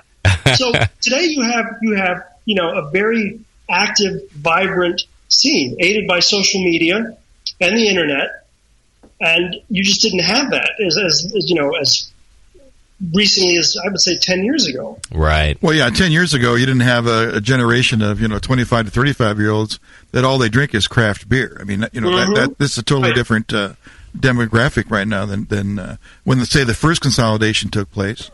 And I want to ask you, Tom, in that consolidation, do you think any part of that was the fact that the beer supply had actually had gone ahead of the demand for craft beer? I mean, wasn't craft beer something that was really foreign to a lot of people? You mentioned the quality of the beer. Yeah, and I don't think it really. In 1996, in October 1996, there was this Dateline segment, NBC, and this was back when Dateline was like a serious franchise and was designed to compete directly with 60 Minutes. And they basically interviewed people from Anheuser-Busch and sort of angled an entire segment toward, and this aired right after the World Series game, so it had a pretty big audience. Yeah. Toward casting questions on craft beer. Oh. Sort of where is your craft beer really coming from? Some of these brands aren't really being brewed where they say they're being brewed on the bottle. Interesting. Yeah. So, there was a very distinct awareness, I think, among larger brewers, the macros, about the vulnerabilities of the micros. And that the biggest vulnerability was the fact that consumers just didn't know or were unsure. So that makes me think back to your mentioning of Jack McAuliffe and New Albion Brewing. He clearly was before this. He was after Anchor, but before the big revolution. Did you get to interview him for the book? Oh, yeah. He was fantastic a few times, yeah. He's a funny guy. I love the guy. Why do you think he didn't make it? That's a good question. And I really, had New Albion held on just a little bit longer, literally maybe, year. I mean, of course, it's easy from 30 years on to say, oh, they should have just held on. Why didn't they? But if they had just held on 18 months, 24 months, it could have really been something. They'd actually scouted out space for a brew pub, and they were going to make a big move from the brewery that Jack himself had constructed using gravity flow system in the wilds of Sonoma County, and they were going to really step up and be a brew pub in the front and the brewery in back. I think and this happened to a lot of craft operations in the early 80s, distribution got the better of them. So there was demand there. They just couldn't keep up with the demand. They couldn't do the distribution. Yeah. So they had enough going on in the San Francisco Bay Area, but they just didn't have a way to get it. I think beer being a perishable thing. It was all self-distributed back then? Mostly, yeah. Right. Yeah. Anchor had some distribution going on. There were a couple others, but distributors by and large just would not take on craft. It just wasn't worth their while. Right. And I have to think that since craft was just catching on, you had to, distribute to a wider and wider network to get those drinkers.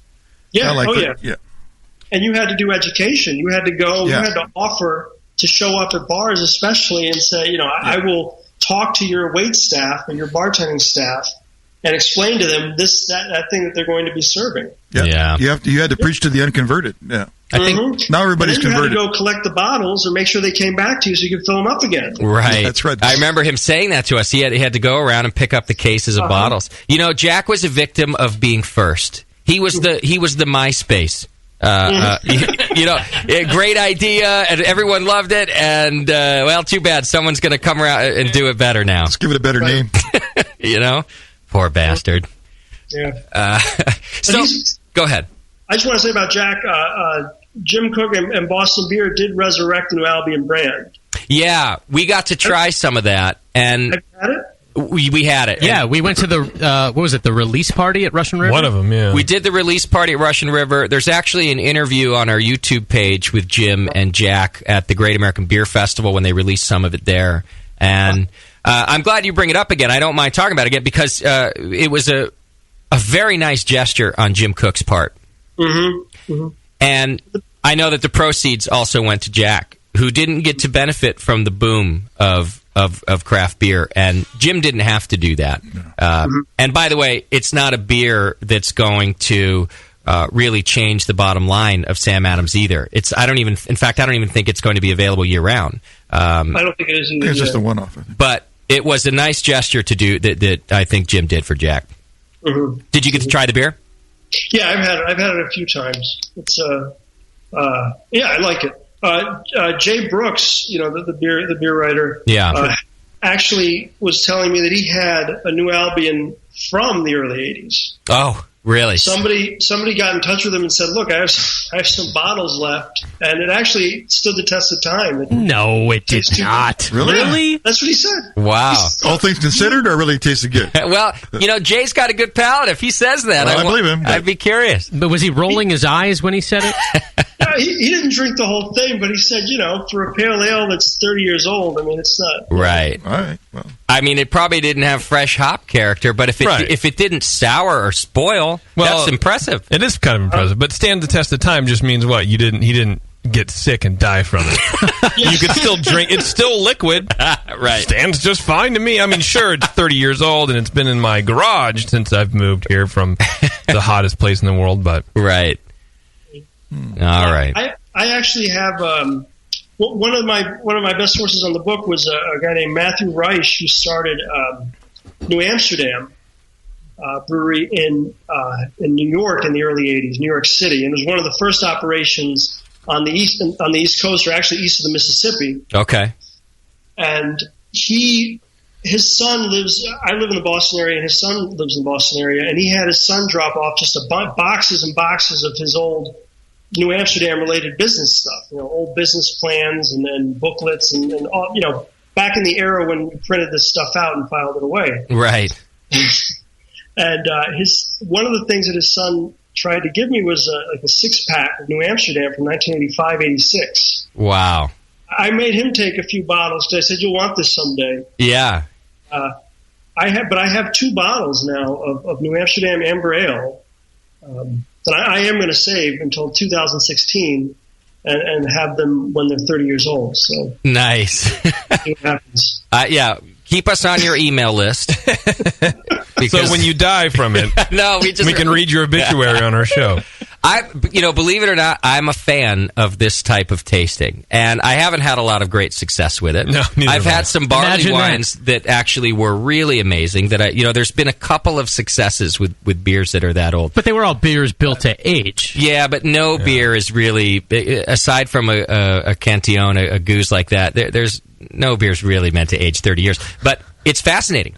It is. I have a bunch of Anchor Christmas from the 80s I can bring in if you want to do this tasting. All the caps are resting. It's real great. Oh, I love it. Yeah. It's been in my garage. I really do. Through every heat spell. Sign me up. This is where I get a little beer nerdy. I like the old tastings. I'm not talking about like a few-year-old Pilsner Urquell here. It's been sitting on my back porch. Oh. I'm talking about a bottle like this that a brewery themselves, like Tom is talking about, has saved. They saved a six-pack of it. And if it's done right, I just think it's cool. It's fun. Now, you wrote this, as you've mentioned, from a business perspective. So do you go into some of the economic impacts, not only on small communities that these small breweries are popping up at, but in the country as a whole? Sure. One of the sort of meta themes of the whole book is the craft beer segment, the craft beer market as a bright light in American manufacturing at a time when American manufacturing was on the decline and being buffeted by all sorts of things. Yeah. And craft beer, except for there was shakeouts in the 80s and then the big one in the late 90s. For the most part, it's been on a growth trajectory. Okay, and it is a manufacturing business. A good point. I hadn't thought of it in the manufacturing sector, but you're absolutely right. An Anchor, for instance, just to give an example, is the biggest manufacturing business in San Francisco. Wow. Yeah. So, yes, it aside from Hustler. They're manufacturing boners. As a business, craft beer is a bright spot in American manufacturing. And not only that, but like you were saying, it had a very good impact, a positive impact, especially in larger cities that I found. Okay. You have where I am, Harpoon, Mass Bay Brewing Company on the South Boston waterfront, Brooklyn Brewery in New York, in Great Lakes, Cleveland. Yeah. These breweries were good for their hometowns in an economic development way. Absolutely. Yeah. But they're finally getting the recognition. You have mayors and senators and the governors wanting to talk about craft beer impact. And I can give you a really good example. Okay. Where I grew up was North Carolina, and as you can imagine, the South lagged the rest of the country as far as embracing craft beer with forward-looking legislation like legalizing home brewing, for instance. Yeah. So, North Carolina was not, you would not think of it as a craft beer destination, but now it has, a couple dozen really high quality breweries. And more importantly, the state has embraced it. They're turning the old tobacco fields into hop fields. Wow. The first 4-year degree program east of the Mississippi for brewing has started at Appalachian State University. Nice. And New Belgium and Sierra Nevada are going to open their East Coast operations near Asheville. I think that's just a great example. And 2 successive governors have made it a point to talk about their support for that type of growth. It is a great example, especially coming from the legislation standpoint, where they're going, look, let's create a free market for these breweries here. Mm-hmm. Let's reduce the laws, get them in here, and we're going to benefit from it. Mm-hmm. And Sierra Nevada and New Belgium opening a brewery in your state is an enormous deal. Yeah. Now, did you get to talk to Brooklyn Brewery at all? Oh, yes. Steve Hindy was the first interview. He was really helpful. Oh, good. Because I think that they're a great now they're obviously a pretty large regional brewery now, but they're, I think, the quintessential community brewery there in Brooklyn that started small, really did things right, And the community around them has changed. The businesses around them have changed. The people who live around them has changed, I think, since they've been there and during their growth. Oh, yeah, certainly. I did a book event there about 3 weeks ago, and, the crowd was young, professional, and most of them walked there, I would say. Or had very short commutes to get to Brooklyn Brewery on North 11th Street in Williamsburg. Steve and, Garrett Oliver and Tom Potter, Steve's co-founder, they very consciously designed that brewery space to be a community hub. It wasn't just going to be a manufacturing plant. There's nothing wrong with just a manufacturing plant, but they meant it to host events, art shows, parties, things like that. Sure. And it has. From a real estate perspective, do you find a lot of breweries, they're starting off with low budgets, and the places they're finding affordable space are not exactly the most desirable parts of towns, or they're the vacant parts of towns where manufacturing has left. Is that a trend that you found from a business standpoint, researching for this book? Yeah. I can think of two examples. There's the Mass Bay Brewing Company, the makers of Harpoon, on the Southie waterfront, South Boston, which was just not. If you've ever seen The Departed. Yeah. Okay, that's that. Okay. That was that back in the day. Got it. It was not a place you moved your business. Right. And that's where they moved. Yeah, and the city was their landlord. Okay. And the city of Boston wanted them there. The other one that jumps to mind is Wincoop in Denver. Yep. John Hickenlooper's outfit.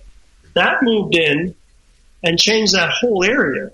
Really? City. I'm trying to think of the name. It's a neighborhood name. It escapes me, but it's down near the ballpark, and it's a great area now. Yeah. If you go to the Great American Beer Festival, you can walk through there, and it's pretty amazing. Yeah. Just Lodo? Isn't it lower downtown? Yeah, Lodo. There you go. Exactly. Yeah, that's the stuff I find interesting, because on the show here, we don't get a lot of time to talk about how it's affected economics and society in that sense. We spend a lot of time talking about how much beer is being sold and consumed and produced, and how much good beer and the process of making beer. But and we throw out a lot of numbers, on the rise 13% every year for the last several years. We'll do a lot of that, but I'm enjoying the opportunity to talk about how some of those roots have branched out away from the brewery and actually affected other people's lives that aren't working at the brewery. Sure. And this is one of the other big themes of the book, and it kind of surprised me because I was not a foodie, so to speak. The intersection that craft beer has had with the restaurant industry and with things like locavourism and lack of a better word, fine food or slow food.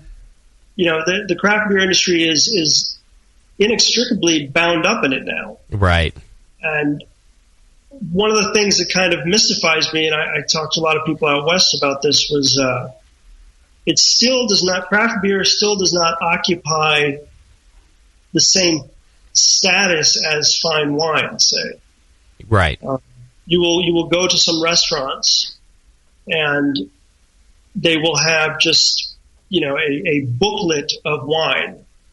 The wine list is just, you couldn't get through it if you had the whole evening. And then they will have, the craft beer list will be, or the beer list will just be imports and domestics.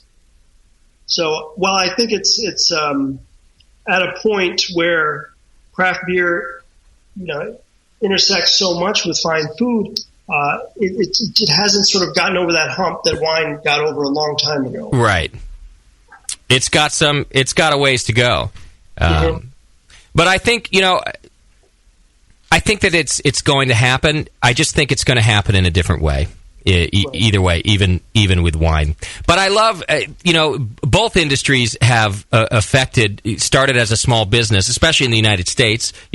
Fine wine in the U.S., it started in the little town of Napa, and now is an enormous multi-billion-dollar industry, right?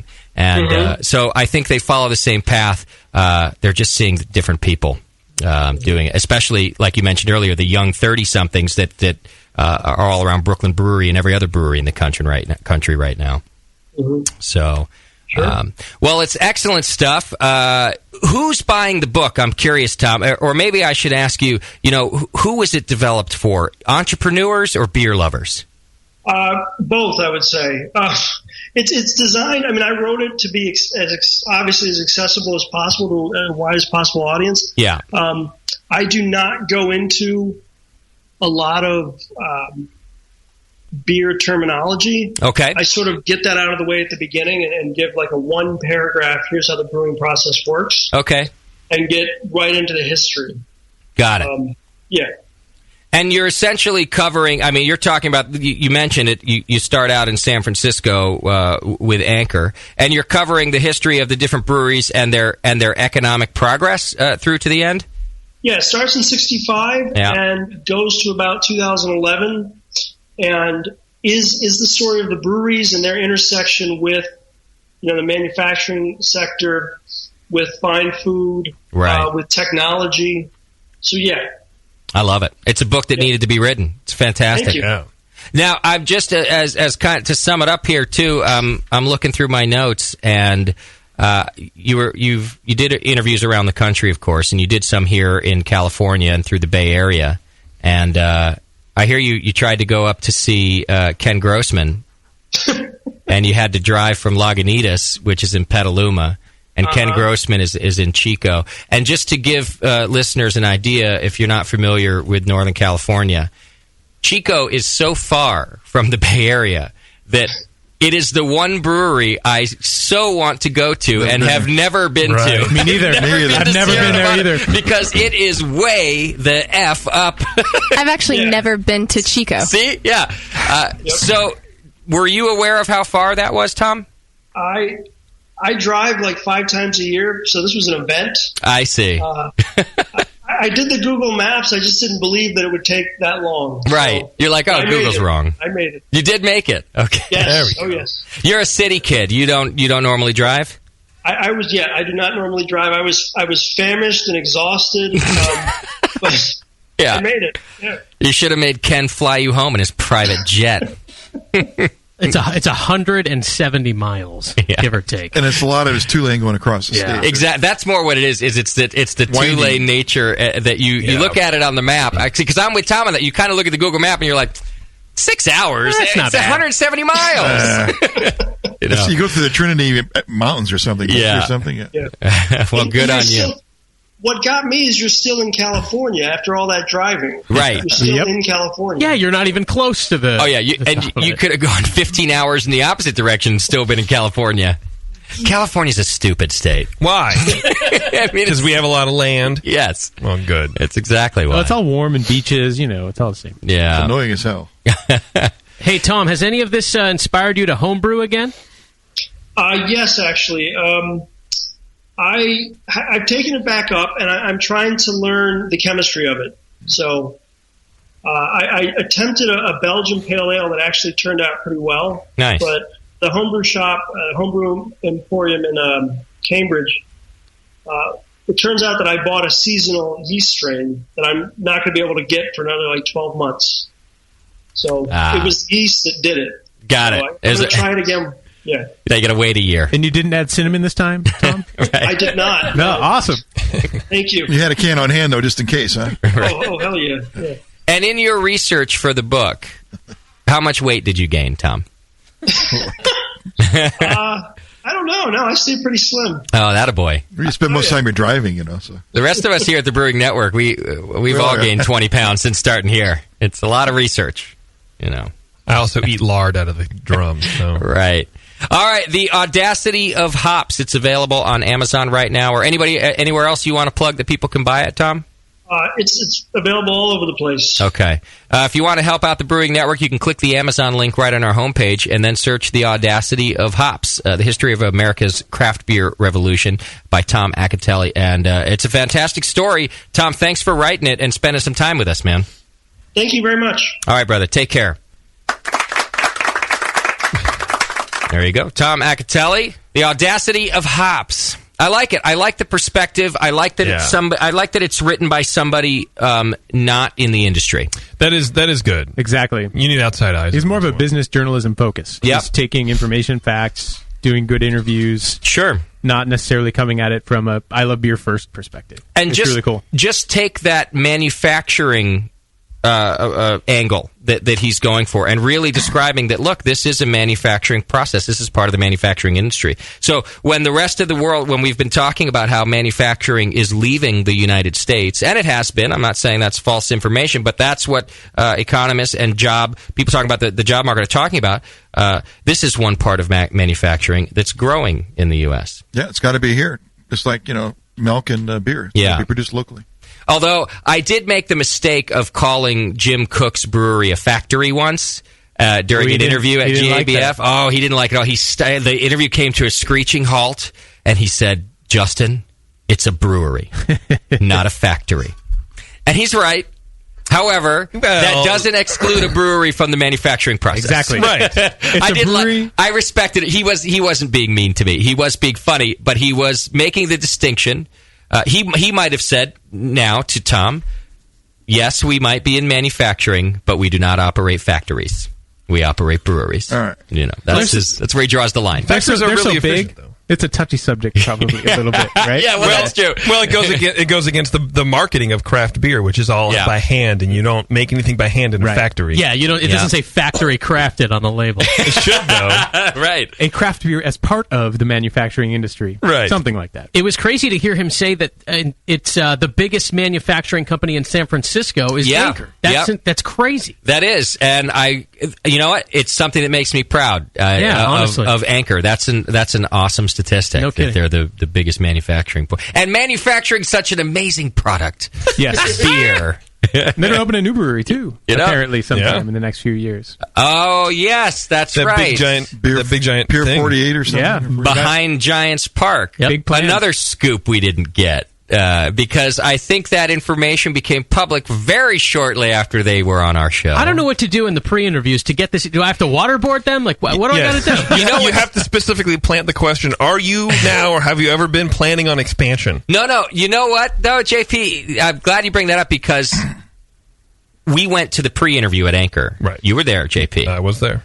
And they did, in several ways, hint to us that they're opening another. They basically said, we're looking to expand, we're looking now, we're looking at buildings, we're looking now.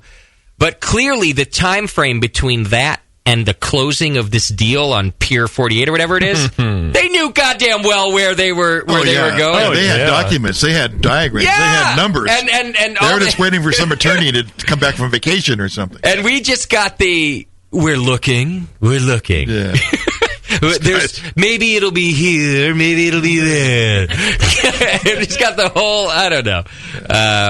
Should just, before every interview, be like, okay.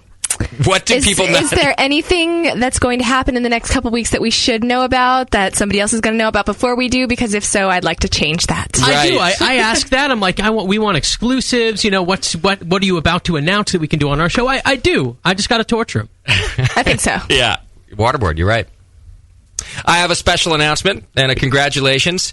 Tattoo guy pussed out. Yep. Oh. I promised Casey Kaminsky that if we couldn't do the branding and Tattoo guy pussed out. Pissed out, He could have pissed out. Yeah. I would give them to Casey, who promised to let us wear a sandwich board. That's right. Decorated with all of his quote-unquote recent Facebook posts. Yes. A sandwich board? Written by Jason Petros. That's right. So, Casey Kaminsky, if you're listening, is he in the chat room? No. I don't think so. He's the winner of our Firestone tickets. I'll find his email. I'll try to get a hold of him during the show. If he doesn't claim them, then we've still got a pair of tickets to give away to Firestone. That's right. But I promised him if branding and tattooing did not come through, we would be Facebook sandwich boarding. Sandwich boarding. Wait. Which, I'll be honest, Firestone is going to be so much happier about. You were going to brand... I missed one show and you're going to brand somebody? No, he was going to brand himself. He called in and volunteered it. Some creepy goth guy was going to brand him. Okay, now, you guys need to not encourage bad behavior. Why? We're not parents. Yeah. I am. Well, then you need to be this person's mom because I'm apparently clearly all of your parents too. he needs one. Jesus. Right. Poor Matt Brittle's on the phone going, that's what he said. Every time this new caller I'm calls sorry, in. Matt. I will take care of this from now on. Matt just kept going, oh, God. What is happening here? Well, I don't know, but who am I to censor people's idiotic behavior? I have a call. Maybe it's dude. All right, let's take a quick break. When we come back, it's time for a little update on our latest Brewcaster Challenge between Tasty and Nate. It's the first time we're seeing them in the studio together since their competition has been announced. We'll find out more about their wit beer recipes when we return. Hang in there. It's The Session. Yeah.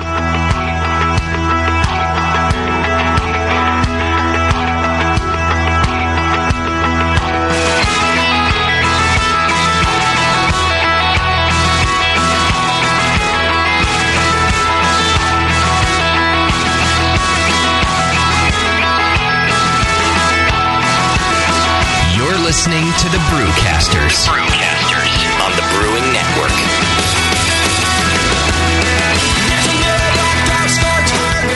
Hi, I'm Jason Harris, the proud owner here at Keystone Homebrew Supply. We're thrilled to be entering our 20th year of supplying this great industry, and to show you, the Brewing Network Army, how much we appreciate your support, we're offering you 10% off your first order on our website, KeystoneHomebrew.com. Just use coupon code BNARMY at checkout, and I'll get your order out the same day.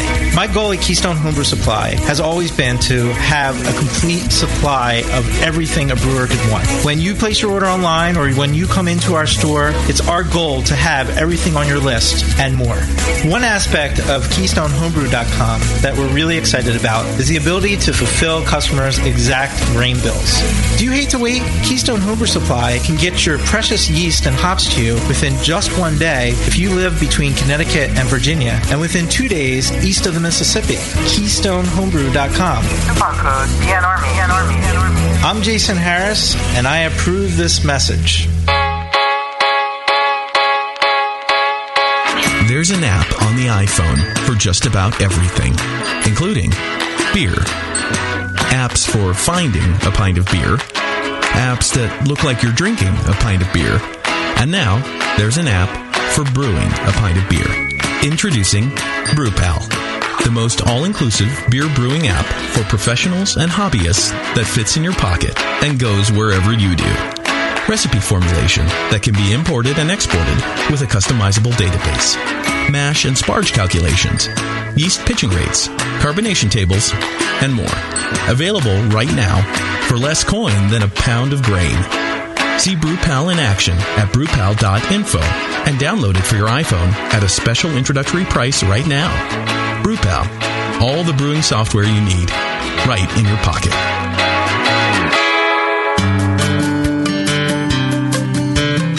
Williams Brewing is your online resource for prompt delivery of quality home brewing supplies. Since 1979, Williams Brewing has offered the finest equipment and freshest ingredients, and the best customer service in the business. Cut hours off your brewing sessions by using one of their 11 varieties of famous Williams malt extract. Their new Snap-Lock stainless steel cam-lock fittings will make connecting your pump or heat exchanger quick and easy. Or check out their exclusive paintball tank-based draft beer equipment. They even have their own line of precision hydrometers. Go to williamsbrewing.com to browse their vast selection. That's williamsbrewing.com.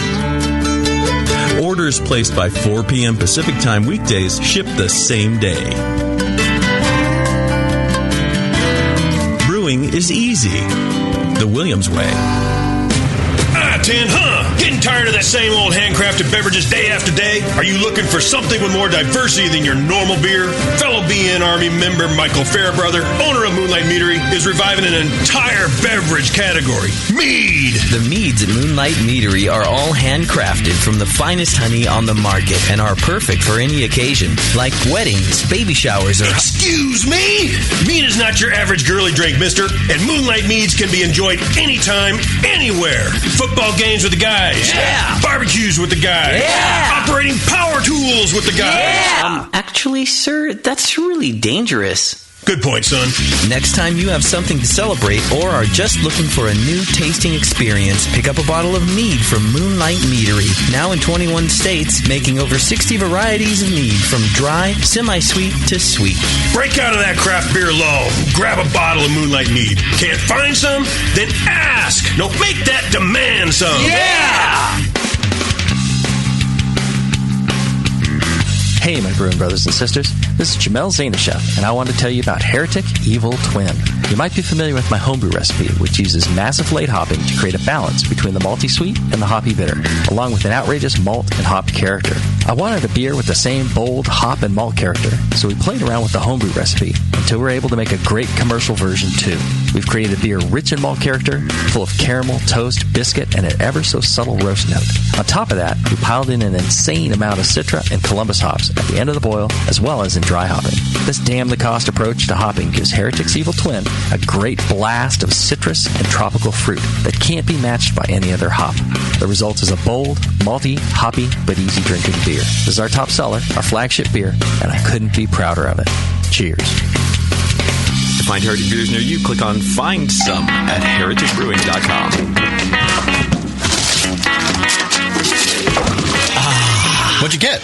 More brewing ingredients? Yep. You know what I love about Brewmaster's Warehouse? The $6.99 shipping? Well, yeah, but... Oh, the in-store classes for beginning brewers. Yeah, that's cool, but... Oh, the Brew Builder. Creating and saving your recipes online is awesome! No, yes, but... The cheese-making supplies. No. Oh, the wine-making supplies. Oh, the distilling equipment and liquor flavorings. All that stuff is awesome, yes, but what I really love is that the guy who runs it is totally hot. And that Brew Builder software is awesome. Oh, yeah. Brewmaster's Warehouse brings you flat rate shipping on great equipment and ingredients to make beer, wine, cheese, and spirits at brewmasterswarehouse.com. And if you're in Georgia, stop by Brewmaster's Warehouse Monday through Saturday from 10 to 6. Visit brewmasterswarehouse.com today because it's totally hot. Oh, yeah. What's funny is brewers will say, yeah, I don't brew to style. I'm brewing my own beer. And it's like a German Pilsner, but it's black. Yeah, it's a sports beer. You know? The home of live beer radio. TheBrewingNetwork.com. Because like beer, Radio shouldn't suck. You're listening to The Session.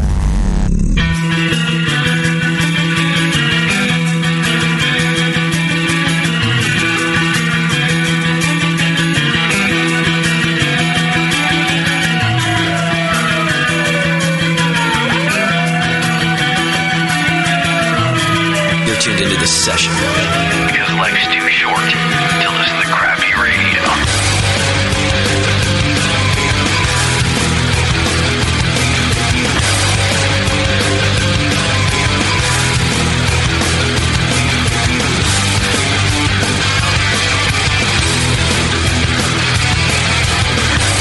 Yeah, thanks to Tom Acatelli. He's the author of the new book, The Audacity of Hops, for hanging out with us. Click on the Amazon link on our homepage and then search Audacity of Hops. You'll find the book available there. Again, nice dude and a great idea and a great perspective on the beer industry. Don't forget that later on we are talking to the Trophy Fire, our good friends at Trophy Fire. Their new album is available for sale in iTunes. You can search it, Trophy Fire, and they're going to perform a couple songs in here for us. Good. They're also performing live at the Brewing Network anniversary party. Even better. They're a BN fan favorite, and Ben will wear tight pants. And, well, of course. You look at his wiener. Well, at least the outline of a ball. I don't know. See the one ball. Depends if the wiener is. Can we start a rumor that the singer of the Trophy Fire only has one ball? I think we just did. Done. Yeah. And he'll let you touch it for a smoke and $5 and a couch to sleep on. That's how he hits those high notes. It's the one ball. It is the one ball. There was really nothing wrong with the other ball. He was just like, look, I need to get higher. My emotions are not being expressed at this low octave. You need that vocal range. There's no way to get it. The doc was like, all right. You gave away the low for the high. You don't get the dreaminess of my lyrics. Yeah. It's a music venue, too, isn't it? World Cafe Live? Yeah. So it's going to be a badass show. It's a place designed for great music, and we're bringing in great music for you. Also, the Trophy Fire has been kind enough to back up the Brewing Network band. All right. They're playing. Oh, they're going to perform. Excellent. They're going to Wow. play the instruments so that we can sound decent. Bevo, are you going to sing? No. Why not? Because I don't want to. Oh, come on. Fair enough, I suppose. Bevo sings quite nicely. Yeah, she'll sing if I tell her to Crazy. sing. No, I won't. Yeah, you will. I do what I want. We'll see. Wait until the audience you're is right. chanting, Bevo, Bevo. Right. You're going to do it. All right, let's go to the phones where I believe we have Casey on the line, who could be the recipient of our Firestone Walker tickets. Casey. Yeah, what's up? I promised you last week that if we had 2 bailouts and you let us do the sandwich board, you're in. Well, now, I don't know. And you guys can make up shit too. I don't care as long as it's funny. It'll be. Have you ever heard us? Of course, it'll be fun. I don't know if you've ever heard the show or not. We're a lot more than just an interview. Yeah. We're a great interview. Right. We're kind of a big deal. Yeah. Casey works for one of our sponsors, does he not? That's correct. No, it doesn't. I don't know that this is associated with that sponsorship. Well, but doesn't that automatically discount him because I our work for sponsors it. I don't own it. He just works there. He's a listener, calls in all the time. And right. by the way, we always do that rule arbitrarily anyway. We don't have lawyers. You can sue us all you want. I know a lawyer, but I don't have one. I think... No, you don't. Here's what I think. In fairness, people didn't call in and offer up a lot of things. The 2 people that offered up more hardcore things that we wanted didn't follow through. Casey is willing to follow through, and I'll follow through on my promise to give him the tickets. So, Casey, they're yours, brother. You've won in life. You've won in life, finally. That's the thing. Yeah, getting this, I just know I'm somewhere. Yeah, now I might be. I haven't quite finished college, but shit, I went to the Invitational with Firestone Walker. You are somewhere. You haven't gone yet. You are over 21, right? I'm 23. Yeah, I'm 23. Although I look like I'm fucking 16 or some shit. Well, bring your ID. And do you have someone to give the other ticket to go with you? Yeah, my dad is probably going to go. If not, then I'm going to go with someone else like my uncle or something. He's bringing his daddy. Oh, can't get a date. No girl wants to be there. Oh, there's girls there. Yeah. Well, yeah, no girl You're talking wants... about the Invitational, right? No girl wants to be walking next to Casey in a sandwich board. Oh, your dad. So, exactly. Just take note of that, JP. Yes. We can make daddy posts on his sandwich board. Oh, God. Because his daddy will be walking right next to him. All right, Casey. I need you to shoot me an email and just guarantee me you can go because I got to give these tickets away if you can't. So shoot me an email off air and we'll deal with it then. And congratulations, brother. You're going to the fest.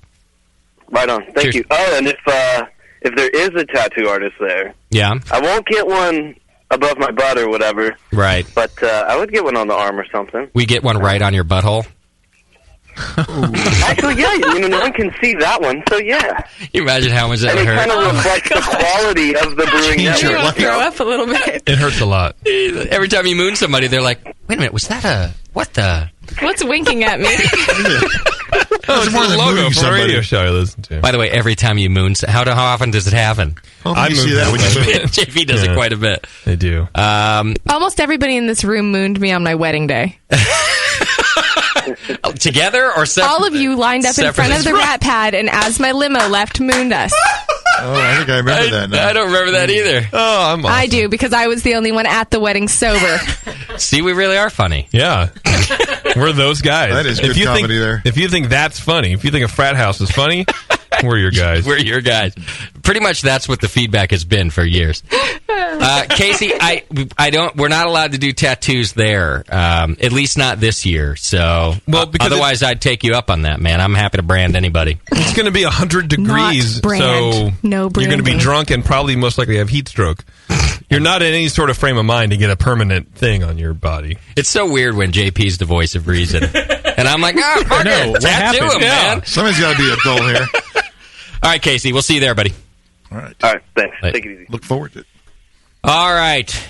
What do we got to do here? Oh, I'll tell you what I got to do. I got to tell you to go shopping over at adamandeve.com. Go over to adamandeve.com, and for a limited time only, if you use coupon code BNARMY, that's BNARMY, you can get 50% off just about any item. Free shipping. 3 free adult DVDs from genres such as Asian. Tattoo. There probably is one, a tattoo one. Anal tattoos. I like Branded. tattooed porn stars. Yeah, they're pretty sexy. That might be my... Can you look that up for me, see if that is a category? I might have to order something and get my 3 free tattoo category. What else is there? Lesbian. Oh, lesbian, that's true. Bi, if you're into, if you're Sam. Or try. Is there try? No, there isn't, but that sounds interesting. Men, women, and animals. I mean, why be discerning Why not? at that point? Oh, no. Gotta have the family dog involved. All sorts of different categories. Plus, you get a free gift. So sensual, we're not allowed to talk about it. I should have asked them what that was. Yeah. Oh, you should have gone in the store and asked what the gift was. With a recorder. I would have loved it. Oh, Damn it. Sorry, I didn't. Well. They'd be like, we can't talk about it in the store. Even there. Yeah. All right, go over to adamandeve.com. Is there a tattoo category? There is not a tattoo category. I'll talk to him about it. There is a category called all sex. Ah, well, there's got to be tattoos in there. Which is basically, it's often called wall-to-wall. Yep. These sex movies generally have no plot line and are pure, I don't like those. I don't want a plot line. You want the build-up? I want 30 seconds of it. I just want to see the door knock and it's the pizza boy. That's all I need. With clothes on. I don't need a whole... It doesn't have to be a movie. I just need to know the context a little. I just want both sorority sisters to be in the shower at the same time already. I don't need to know how they got there. Right. I don't Creepy need old guy gives some candy, and then from there. Yeah. I don't need, let's find the van in the parking lot. I don't need that. Just be in the van already. Justin wants dialogue. I want like a sentence. It's not... If I don't even want dialogue, I just want... Your pizza's here. Dramatic. And then she just gets right on her knees. Yeah, then, I don't care what it is. Here's your large sausage pizza. Yeah. Oh, Nate. All right. This is what I call lots of sausage. I just want to know, because if he's just wearing the pizza hat and he doesn't say anything, I have to imagine that he's the pizza guy. I want something. The movie just automatically starts with the pizza guy blowing the lady. Yeah, if it just starts with then it's not enough. There's no dramatic tension. But I don't want a whole story. I mean, I'm not going to waste 90 please. seconds even. I just want something. Oh, my gosh. All right. AdamandEve.com. Use coupon code BNARMY. All right. What we have for you now is actually the first round of talks of the Brewcaster Challenge. It's Brewcaster Challenge number 2, and this time it's Tasty McDole versus Nathan Smith. This is a real powerhouse challenge. Whereas the JP and Justin challenge sort of softballed us into the event. Oh, there was nothing soft about that ball. We were sort of like when you go to a boxing match and you have to watch 8 matches of all the preliminaries. It's like a retard who can throw a punch a little bit. That was JP and I. And now we're at one of the main events here with Tasty and Nathan, and they've got to brew wit beer together. Janice Brown? Against wit each beer, other. Tasty. Wit beer is what you've got to do. Now, my first question. We talked to Tasty a little bit about this before. Nathan, is wit beer a style that you are very familiar with? Have you brewed a lot of it? I've brewed some, but it's been about 10 years, honestly. It has. Who designed this one, actually, I gotta say, man? Who put me toe-to-toe with, like, Obi-Wan Gandalf of homebrewing over here, man? Well, I've only brewed a couple of times. Once myself. Dumbledore. Well, who are you supposed to go against? It was 10 against? years ago, too. I mean, let's be honest. I don't know. Moscow and JP and I are doing the planning of this thing, and we had to think about this. We had to go, all right, we've got Doc, Nathan, Tasty, Jamil. Yeah.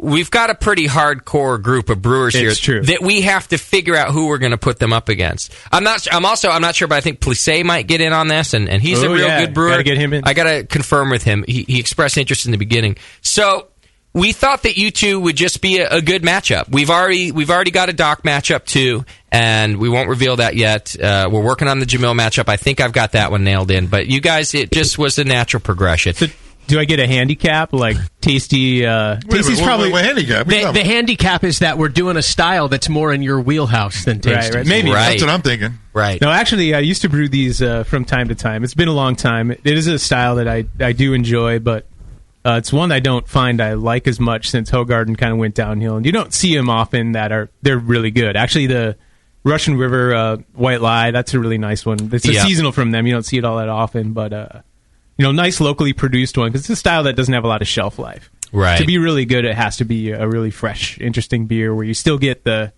spices balanced with everything else, and the spices haven't totally fallen off. Or a common homebrewing mishap when I was brewing these in the early days, just throwing too much coriander at it, Sure. or too much orange peel, and you make it a spice bomb. It's kind of a delicate beer. It should be as interesting, refreshing. A good one for summer, actually. So the timing on this is pretty cool. It's good. Now, if you didn't listen to last week's show, Nate, I know you've been on vacation, but Tasty got to listen to Doc give a whole rundown of his tips and tricks on the wit, I didn't hear that on yet. the wit beer style. So to make it fair, I just thought I'd give you that information. You might want to go back and listen. Go back and do some research. So at least then, you know, whether you use it or not, you know what Tasty's working with. Set aside about 30 minutes to listen to that. I like listening to Doc ramble. It's cool. He did a good job. He did a great job. I like it when Doc breaks down a style. There was a lot of information. I'm only making fun of him a little bit. He knows wheat brewing techniques really well in general, not just wit. So he's definitely a go-to guy for that kind of a thing. It's a restrained style in terms of hops.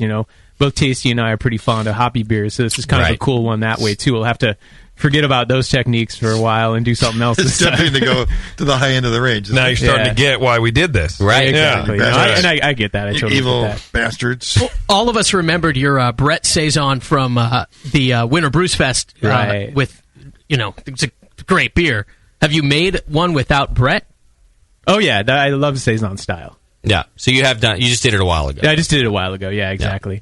No, I think this style is actually a really interesting one for, some interesting techniques like a step mash for homebrewers, and I probably will do that. I haven't totally decided yet, but unmalted wheat is pretty common for this style, and I think I will use that in this recipe and do like a 122 rest and then a 145 and then a 154 kind of a rest, and that's something I don't do all that often. Okay. To sort of break down some of the proteins and to do something a little bit outside the normal process that I would do for a beer. And that's because the unmalted wheat is essentially under-modified. It needs to be modified with those steps. Yeah, exactly. 122 step will help break some of the proteins down a bit, and then you go through a couple of ranges of the beta and alpha amylase to break down the starches and convert them into sugars a little bit more. It's a little bit trickier than just doing a single infusion type of a beer, which you could do for the style even with unmalted wheat, but I think you still want it to be an attenuated beer, a pretty dry beer, I think. Is it something that could be a decoction mash if you wanted to go the extra mile, or is that not for this style? It's probably a little over the top, though. You just want a fairly straightforward malt profile in terms of toastiness, I would think. You could do maybe a little bit of Munich to get a little bit of that effect, but I think that decoction might be a bit over the top. Okay. All right. Just curious. Yeah. So, well, since we got you diving into your recipe, let's just keep going with that. I think I'm going to do about probably 60% Belgian pills and then probably 40% unmalted wheat. Maybe kind of blend that with a little bit of oats, maybe 30% unmalted wheat. That sounds like a lot of unmalted wheat to me. It is, yeah. I'm going to go for it and see what happens. Is that one that you have to worry about stuck mashes and things? You're going to have to use rice hulls? Definitely. I plan on using a bit, and that's not something I would normally use either. But, real simple in terms of hops, too. Probably about 15 IBU of a noble hop, maybe Styrian Golding. I haven't completely decided yet, but something in that realm. And I'll keep it fairly simple there, just probably a single addition at the beginning of the boil and not do anything else. Is noble hop traditional for the wit beer style? Some form of noble hop? Something clean and simple. Yeah, no hop character at all, hardly. Yeah, very little. Just base bitterness. Yeah, okay. Something on the range of 10 to 20 IBU max. I'll probably target about 15. And then just a little bit of coriander and the sweet orange peel. Anything special about those? Like, is there a little Asian dude in San Leandro that lives around the corner from you that he imports it direct or something? No, nothing really special there, although I do cook with coriander from time to time, and I'll probably use the stuff that I tend to find at the Indian grocery stores. I like that stuff a little bit better. Okay. So I'll probably go that route. But I haven't decided about the orange peel thing yet, what I'm going to do there. Maybe I'll get a couple different kinds from the homebrew shop and see what seems better. I haven't brewed with that stuff in a long time, but I remember not liking kind of the degraded quality that it had when I brewed with it a long time ago. So okay, I'll probably mess around with that a little bit. But even those kind of looking at the old recipes that I had when I brewed this style 10 years ago or more, way too heavy-handed on the spices. I'll cut that. Based on some of the Stan Hieronymus book, Brewing with Wheat, is one of the times in thinking about this recipe I cracked out that book. He's got some really good advice in there about how to dose for the spices for this type of a beer, and I think I'm going to heed that recommendation a bit and try to be really light on the spicing. So, but they're going to go. You're going to put your spices into the brewing of the beer rather than say a tea or something. Yeah, I'm going to do it right at flame out. I think just do it sort of. I'm going to try and keep everything simple with this recipe and this brew because I haven't brewed the style in so long. Okay, probably use White Labs WLP 400, their wit strain. Okay, and just go straight forward there. It was a great opportunity to bust out Beersmith too and get out a brand new recipe and formulate something from scratch. I hadn't written a recipe totally from scratch in there in quite a while. Nice. So, yeah, it's pretty cool. All right, so that brings us to you, Tasty. You were taking some notes last week during the doc discussion, and I got lost them. And this, but I remembered things. Yeah. Well, but I guess what I mean too is since you haven't really brewed this beer in quite some time, also, are you starting from scratch with a recipe as well? Or pulling out an old friend. Well, there's always brewing classic styles, which is always a great place to start for any beer. Absolutely. He's got Pierre Celis on speed dial, so just call him. Yeah. But I can't. I have to deviate a little bit. I am using actually about half for the base, half Pilsner, half wheat, and then half wheat. Yeah, so you're going for big, the base. Yeah. You'll have to use rice hulls as well. Sure. Yeah. To help filter that. Yeah, a pound and a half or so. I'm making a 13-gallon batch. Okay. It's just my brew size. I'm use about 9% flaked oats. Get some creaminess kind of thing, and a little bit of Munich for character. Okay. And about 4% acidulated malt to give it sort of a lactic character. Good call. Yeah, it's something I was considering too. I think that'll be a nice one. That should have been your secret, Tasty. You should have kept that one to yourself. You should have not said a thing. Am I too honest here? Well, you're allowed to keep secret. That one I would have kept if it All were right, me. well, I was going to add. You can always just get lactic acid. No, I think that's important too because you want the style to have kind of that hint of sourness. Yeah. Slight. Yeah, exactly. Yeah. Okay. Yeah. Well, mine's going to be like a 1051 OG or something, so it's going to be. You could support that. All right. I'm going to add my spices in small amounts at 5 minutes before flame out. Then I'm going to make a tea. And see if you... Well, I'm going to taste the beer and then see, okay, maybe I'll get a Hogarten or something. And yeah. Bust it out there and taste it and taste mine and go all right, it needs more chamomile or needs more orange peel sort of thing. Sure. Do we have another commercial example available to us to help us as judges and even help you guys? Allagash White.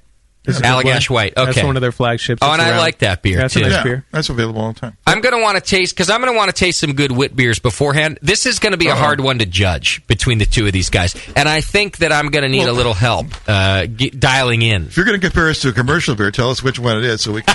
Well, no. You got to give us the target. Well, it's a best in show judging, so I'm going to pick the best. One against the other. The best beer, one against the other. Right, but fine. I need to calibrate a little bit because I never touch this style. We'll go out for Blue Moon. I just never, and I'm not going to do the That's Blue Moon We'll thing. calibrate to that. In Blue fact, Moon's good. I disagree well, that's all right. entirely. Then you don't like the style. I don't think you like wit beer style. I've said that. Yeah. But I particularly don't like Blue Moon. Like, I will drink an Allagash White. Fine. Good luck finding it. But I do not specifically didn't like this style because you don't feel good after you drink it. Isn't that like a problem you tend to have? That's right. Well, that's all the wheat. That's wheat Occasionally, beers. I listen to the things that he says. That was years ago too. I know. That is wheat beers in general, but I don't like beers that have spices in them. Also, that's the thing about the wit beer. Like a saison, a good saison, I do like, but I can't drink. I can have one, or otherwise I'll get sick. But the wit beer, it's the spice. Yeah. And the Blue Moon, it's the Blue Moon. Taste. I don't know what it is. Freaking moon in there. I don't know. I don't remember Blue Moon so well, but some of these can be real flabby and sweet and weird, and that's not a good wit beer. It should be nice and refreshing, and they're kind of simple in the best ways. Like, not overspiced, not overhopped. Sure. You know. How many IBUs are you going for, Tasty? About 20, and then I'm going to mash it 150. I'm going to do a step mash as well. Okay. Just like Nate, 122, and then 154. Yeah. and I'll do a mash out of 165. See, this is a good style for you guys, too, from a technique standpoint, I think. Because of the way you guys need to dial in that mash and the way you need to think about how you're going to do the spicing. So I'm going to enjoy listening to this for a while because you guys are the two brewers that I can ask questions about that whole part of the process after you've done it. Yeah, I got a couple secrets, too. And we'll see. If you guys like the beer, Well, I maybe gave I'll all tell mine. you. Let's have them. Come on. That's all I got. That's it. Acidulated malt. No. Not ingredient-based, maybe process-based. We'll see. What about the timing? Actually, it's dog hair tasty. You know it. Except in my case, it'll be cat hair or something. I don't know. But, What about the timing on this beer? And I don't mean to dial in exactly when you guys are going to brew it. We can be flexible about that. What I mean is from the time that you brew it to the time that you want the judges to taste it. This is one that wants to be fresh, right? Yeah. Fresher the better. Okay. Yep. So is it a 2-week fermentation and you taste it at week 3, or is it even longer than that? No, I think we should be drinking it at week 3. You do? Yeah, I think week 3, maybe 4. We'll be in Philadelphia that day. Right. I think in reading about the yeast strain, since I haven't brewed with it in so long, WLP 400, the classic wit strain, some people say that it is a bit of a laggard. You have to give it a little bit of time. Okay. So I'm going to try and adjust for that and taste and see and check attenuation, 2/3 of the way, or normally when I would think it would be complete, and just to make sure that it doesn't have any room to go yet. This is a yeast that can be a little slow, I guess. So okay, and maybe 4 weeks, but yeah, you want to drink the beer fresh. You don't want this to go downhill in terms of time. It's not barley wine. From a fermentation temperature standpoint, if I remember right, Nathan, you don't mind doing your saisons and things on the pretty goddamn warm side. Oh, I let those rip up into the 90s, but not not this yeast strain. That's not the same for a wit. No. Okay. This is a different yeast. You have to treat this one a little bit like you would treat maybe a standard Belgian strain. Why? What's the difference? It's just that when I say letting them rip up into the 90s, that's a special yeast strain that is kind of classic in saison brewing and can go that high without pushing out fusels if you do it right. But the classic wit yeast strain, and we'll see because I haven't brewed with it in a long time, but I think if you're pitching it in the mid to high 60s and letting it rise into the low 70s, that's kind of a standard type of deal. Both strains are going to give you yeast flavors as well, because you want that, right? You do. Absolutely. Yeah. That's why you're adding, but you want to restrain those flavors, which are basically the coriander and chamomile, those flavors that you're adding. So you spice them up to where you want them. So that it's not all yeast derived. Right. You're going to have some esters and phenols, but classic saison would have a lot more ester phenol driven beer than a wit would. Yeah. Okay. This is going to have some of that, but it's not quite as aggressive. Okay. Should be fun. Anything else on the recipe standpoint here, boys? No.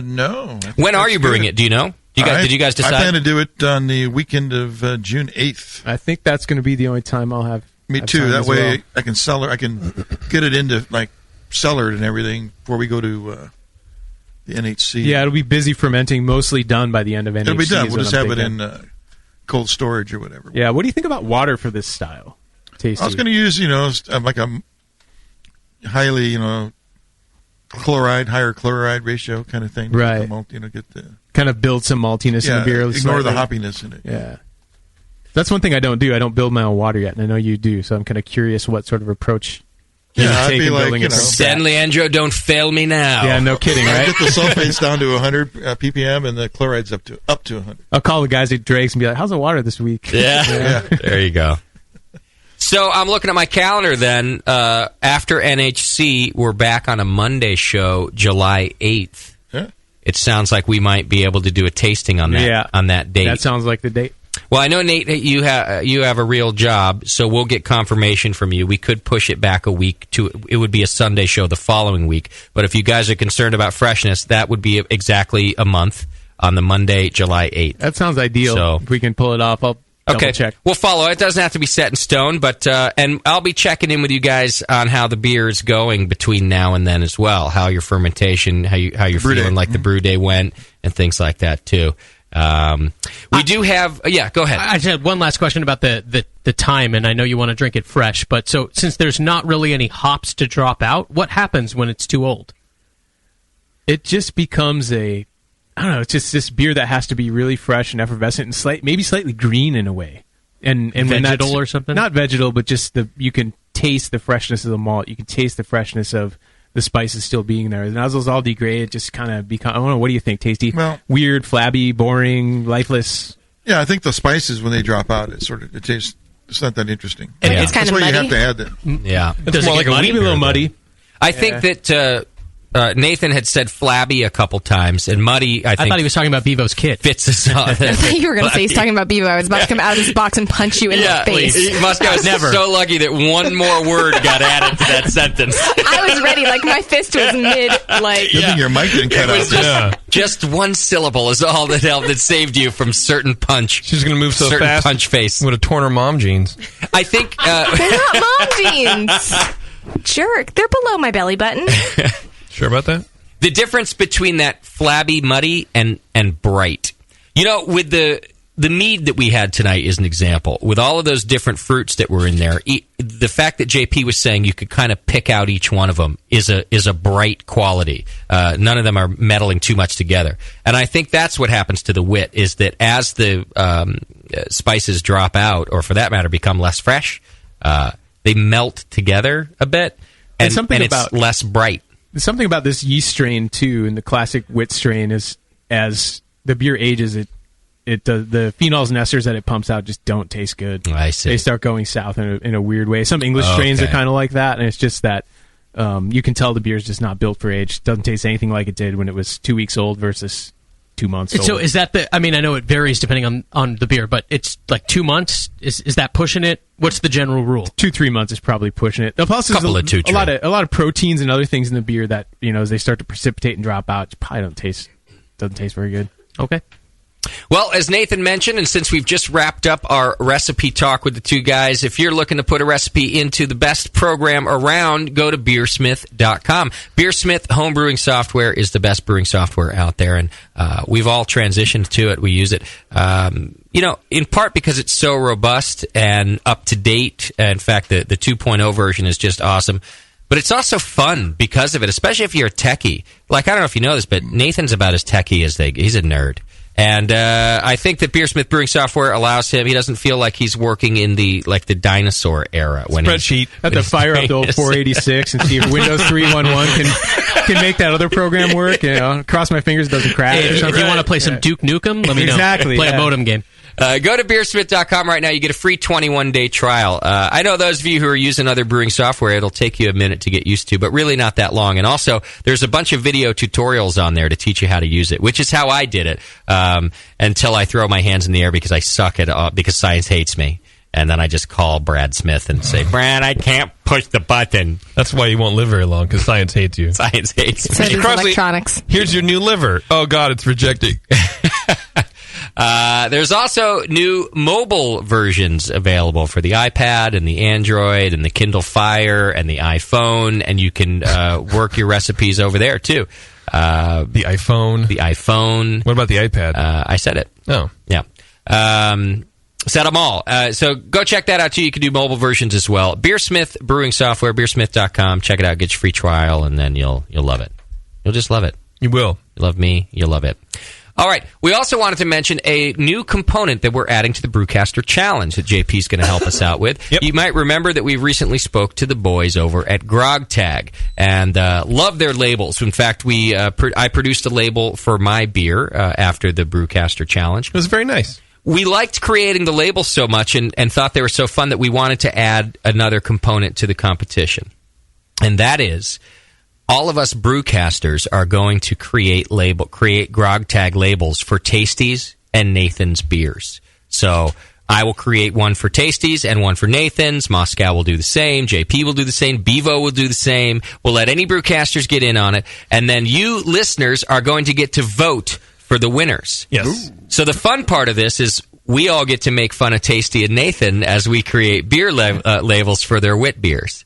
And then you folks at home get to vote on the winner. Yes, that's correct. So there are going to be pages created over on GrogTag. That's right. It's going to be a separate page, so it'll be grogtag.com/whatever we come up with. Okay. And then there will be two galleries. One will have McDowell, one will have Nate.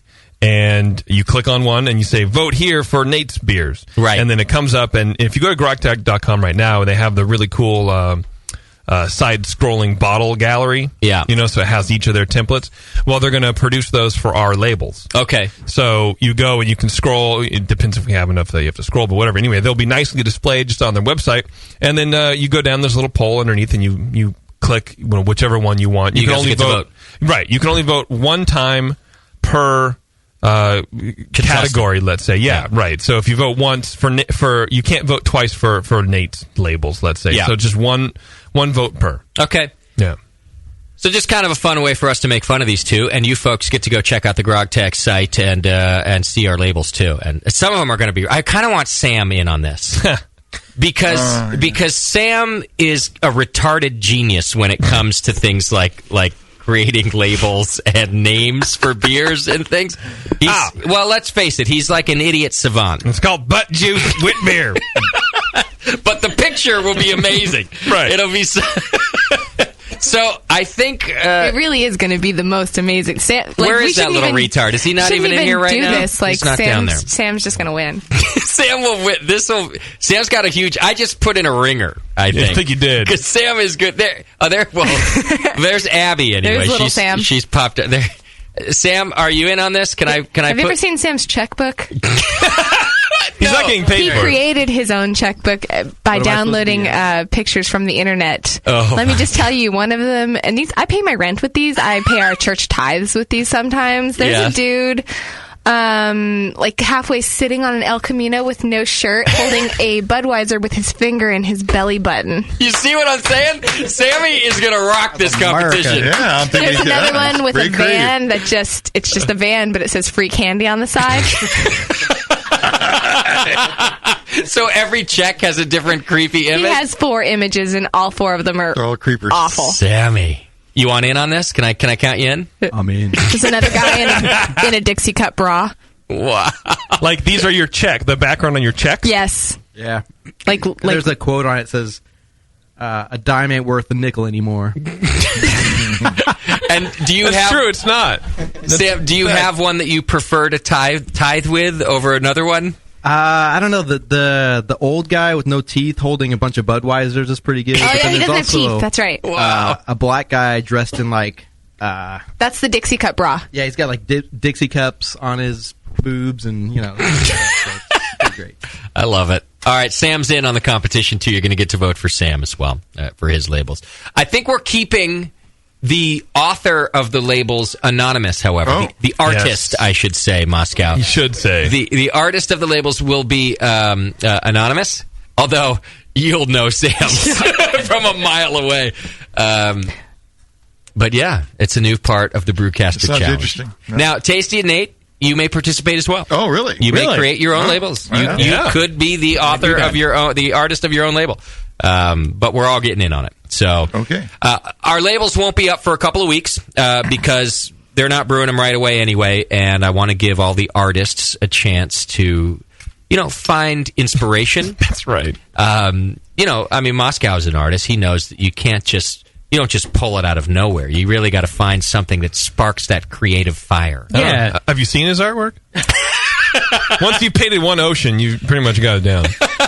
Right. Seen one Giants player, you've seen them all. Right. Exactly. You've seen one glass of beer,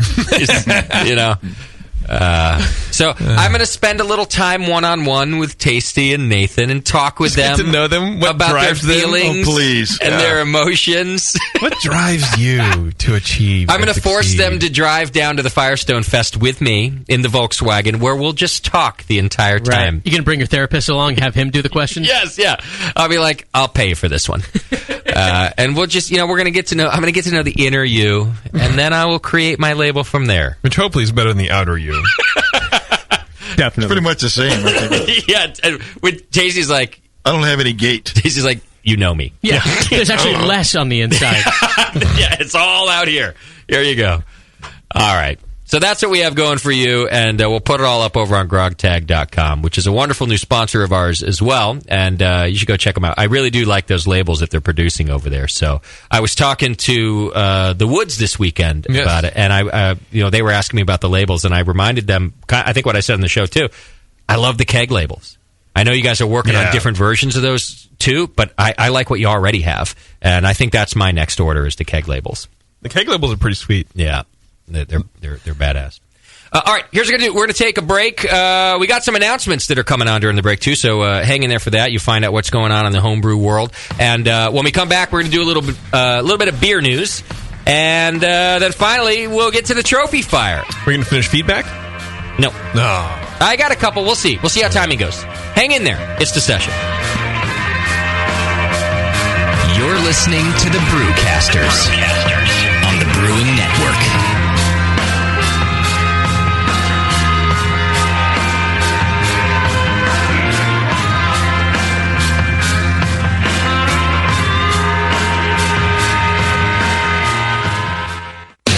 Where do you go for all the stuff you need to brew?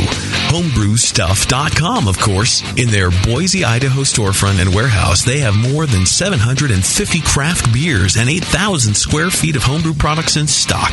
The staff at Homebrew Stuff are homebrewers themselves. They try out just about everything, including the beer, so they can answer your questions knowledgeably and correctly about brewing, kegging, and anything else you might need to ask. Don't live near the Homebrew Stuff store? Visit homebrewstuff.com online and take advantage of their $7.95 domestic shipping available on most orders. Homebrewstuff.com is a proud sponsor of the AHA, NHC, GABF, and countless other acronyms. So if you're a homebrewer looking for great people, a great selection, and great deals, head to homebrewstuff.com, online or in person. Visit their YouTube channel for loads of free how-to and product videos. All of the stuff you need to brew. homebrewstuff.com. Do you know the three most important rules in brewing? Sanitation, sanitation, and sanitation. And no one does it better than 5-Star Chemicals. 5-Star knows sanitation. You can only sanitize clean equipment. And 5-Star knows how to clean, too.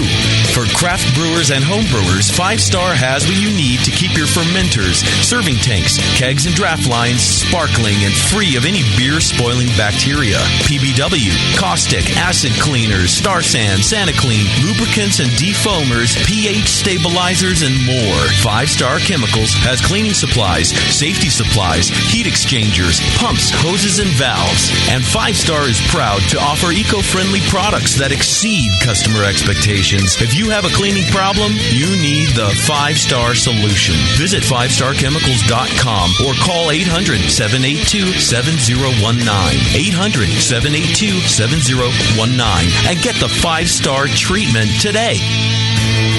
When Blickman Engineering set out to design a great brewing stand, they knew it had to be strong, adaptable, and last for a lifetime. The top-tier brewing stand is now proudly available at BlickmanEngineering.com. It grows with your brewing skills and equipment. Start with 5-gallon coolers on its heavy-gauge stainless steel shelves.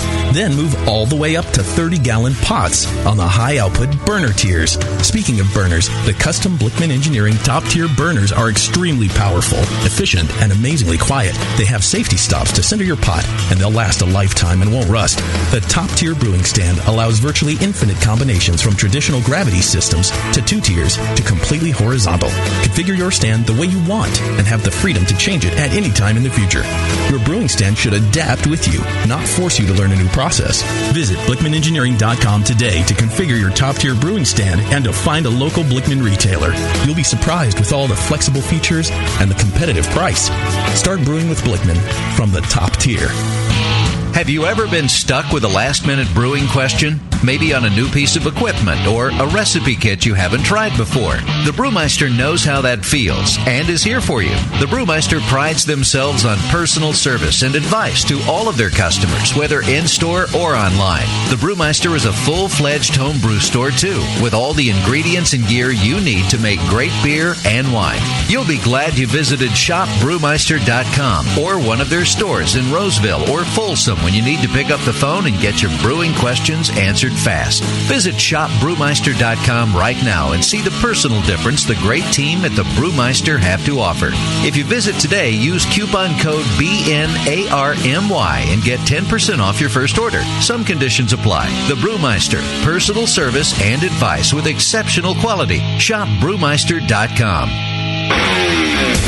Mix me your 100-grain amber recipe, and I'm going to eat it. And then it can ferment in my gut. It totally works. The beer is almost identical to the grain sandwich. Your colon won't know what hit it. The home of live beer radio. TheBrewingNetwork.com. Because like beer, radio shouldn't suck. You're listening to The Session. Hey everybody, it's Moscow here with your announcements for May 28. All right, first up this week, our friend and world-class home brewer Mike Mraz has officially opened his own brewery. That was only a matter of time, wasn't it? It's appropriately called Mraz Brewing Company. It's located in El Dorado Hills, California, which is in between Sacramento and Lake Tahoe off of Highway 50. Mike plans on not having a set lineup of beers or staples. Instead, he will constantly be brewing something new and fresh, much like his home brewing habits. Personally, I'm real excited for the results of his barrel aging program and, of course, his sours and saisons and etc. Check them out at MrazBrewingCompany.com, and if you are in the Northern California area, swing by El Dorado Hills and have a pint. Next up, All About Beer magazine proudly announces the inaugural World Beer Festival in Cleveland, Ohio. This festival will take place on Saturday, July 13th at North Coast Harbor Dock 32, which is the Cleveland Browns North parking lot. There'll be some awesome food and beer pairings, ingredients, samplings with a heavy emphasis on education, seminars, and the like. There'll be more than 200 beers from over 70 breweries on site. Go to worldbeerfestival.com, check out all the details. And finally, Savor, an American craft beer and food experience, is coming to New York next month. Savor will take place at the Altman Building and Metropolitan Pavilion in Manhattan, June 14th and 15th. Guests will get to enjoy sweet and savory appetizers and, of course, craft beers from over 70 small and independent craft breweries. They will also have the unique opportunity to converse with the luminaries of the craft beer industry. Brewery owners, brewers, representatives, etc. will be on hand personally serving their beer. There will be no tickets available at the door for this event. All tickets must be purchased in advance. Lucky for you, dear listener, we will be giving away a pair of tickets on next week's session, so tune in and see if you can score yourself a freebie. The rest of you should go to savorcraftbeer.com.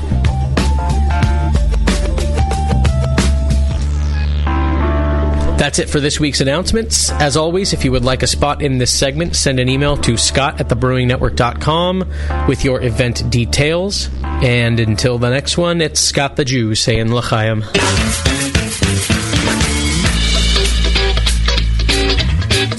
888-401-BEER. This is The Session.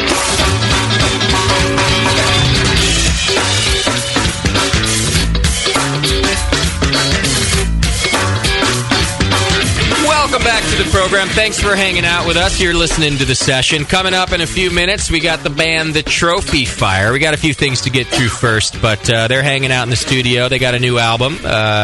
We always have them on when they have a new album out because we love them. They're also playing the Brewing Network anniversary party out in Philadelphia. So, Philadelphia Trophy Fire fans, go get tickets at thebrewingnetworkphilly.eventbrite.com. Not only will you get to see the band, but you'll get a bunch of good beer and appetizers and sexy JP. Yeah. You get a lot of good stuff. So check it out. We'll get to that in just a couple of minutes. I'm lying. It's a few minutes. I got to get through some beer news and a couple other things. Then we'll get the boys up here to talk about the whole deal. So what do we got? Are we ready for beer news, Boss? Yes, please.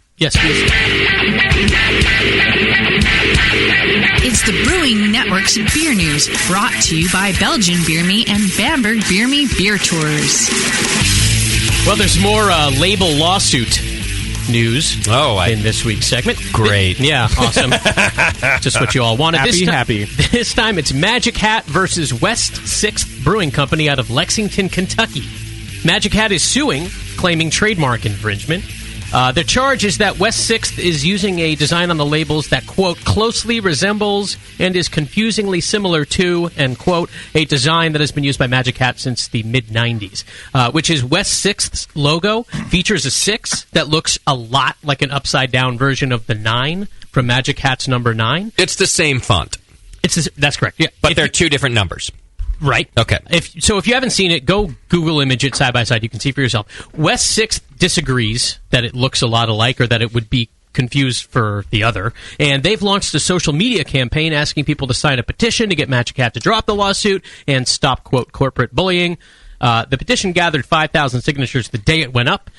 People are dying to, get on the underdog story of the small brewery up against the giant or who they perceive to be the giant. But it is a conglomerate, right? North American Breweries bought Magic Hat in 2010, so it's owned by an umbrella corporation. Okay. But they've... I sent you a picture, Justin. What did you think? So I saw the picture, and I've been following the story a little bit, too. I'll tell you, when it comes to logos and images, it's something that's a little becoming more and more near to my heart here, because the hop grenade has been stolen several times. In fact, after the show just last week, and by the way, BN Army, we count on you for this. After the show just last week, I opened my inbox, and one of our listeners had sent me the picture of a company selling hop grenade T-shirts on Etsy or something. A small operation, I would assume. But it was... I'm telling you that there wasn't even a tiny variation. It was like it seemed like it was a listener who asked me for the file. Like it was that. It was exact, and I had to ask him to take it down. So now that's clearly it was my logo. There was no ifs, ands, or buts about it. When it comes to stuff like this, there's a lot of gray area. I think that West 6th did not steal this logo. Well, I think. Yeah, go ahead. What I think the problem is that they put it on a can, and Magic Hat is doing the number 6 or whatever the hell it's called in a can, and they now look similar. They have the same font. They use aluminum as one of the colors, so a non-color essentially, and you start to get a tiny bit of brand confusion. In my opinion, Magic Hat's they're not idiot. Magic Hat's opinion is that, look, we understand a 6 is not a 9. What we're saying is if the two are on the shelf next to each other, it looks like one of our. It looked like it could be in our portfolio. That is what they're saying. Yes, and to that degree, I understand it a little bit. Does it mean they should be able to put a stop to it? I don't think so. I don't think that it gives them that right because there aren't enough similarities that a discerning brewer, or a consumer doesn't look and go, well, they are two different companies. But I see where they're coming from. But here's another interesting thing about this story. I read, and it was from Magic Hat. So whether or not it's true, I don't know. Who knows what's true when these things come down? But Magic Hat is saying that they've actually been in talks with West 6th for quite some time. Yes. And that West 6th is that the brewery name? Yes. Has agreed most of the time, in principle, that they'll change it. Yeah. A number of times it sounded like. They didn't post an email exchange or anything, but it sounded like they were in full cooperation until finally at the end they said, you know what? Fuck it. They didn't say anything to Magic Hat, and they blasted on social media to say no to the big guys, side with us. Right.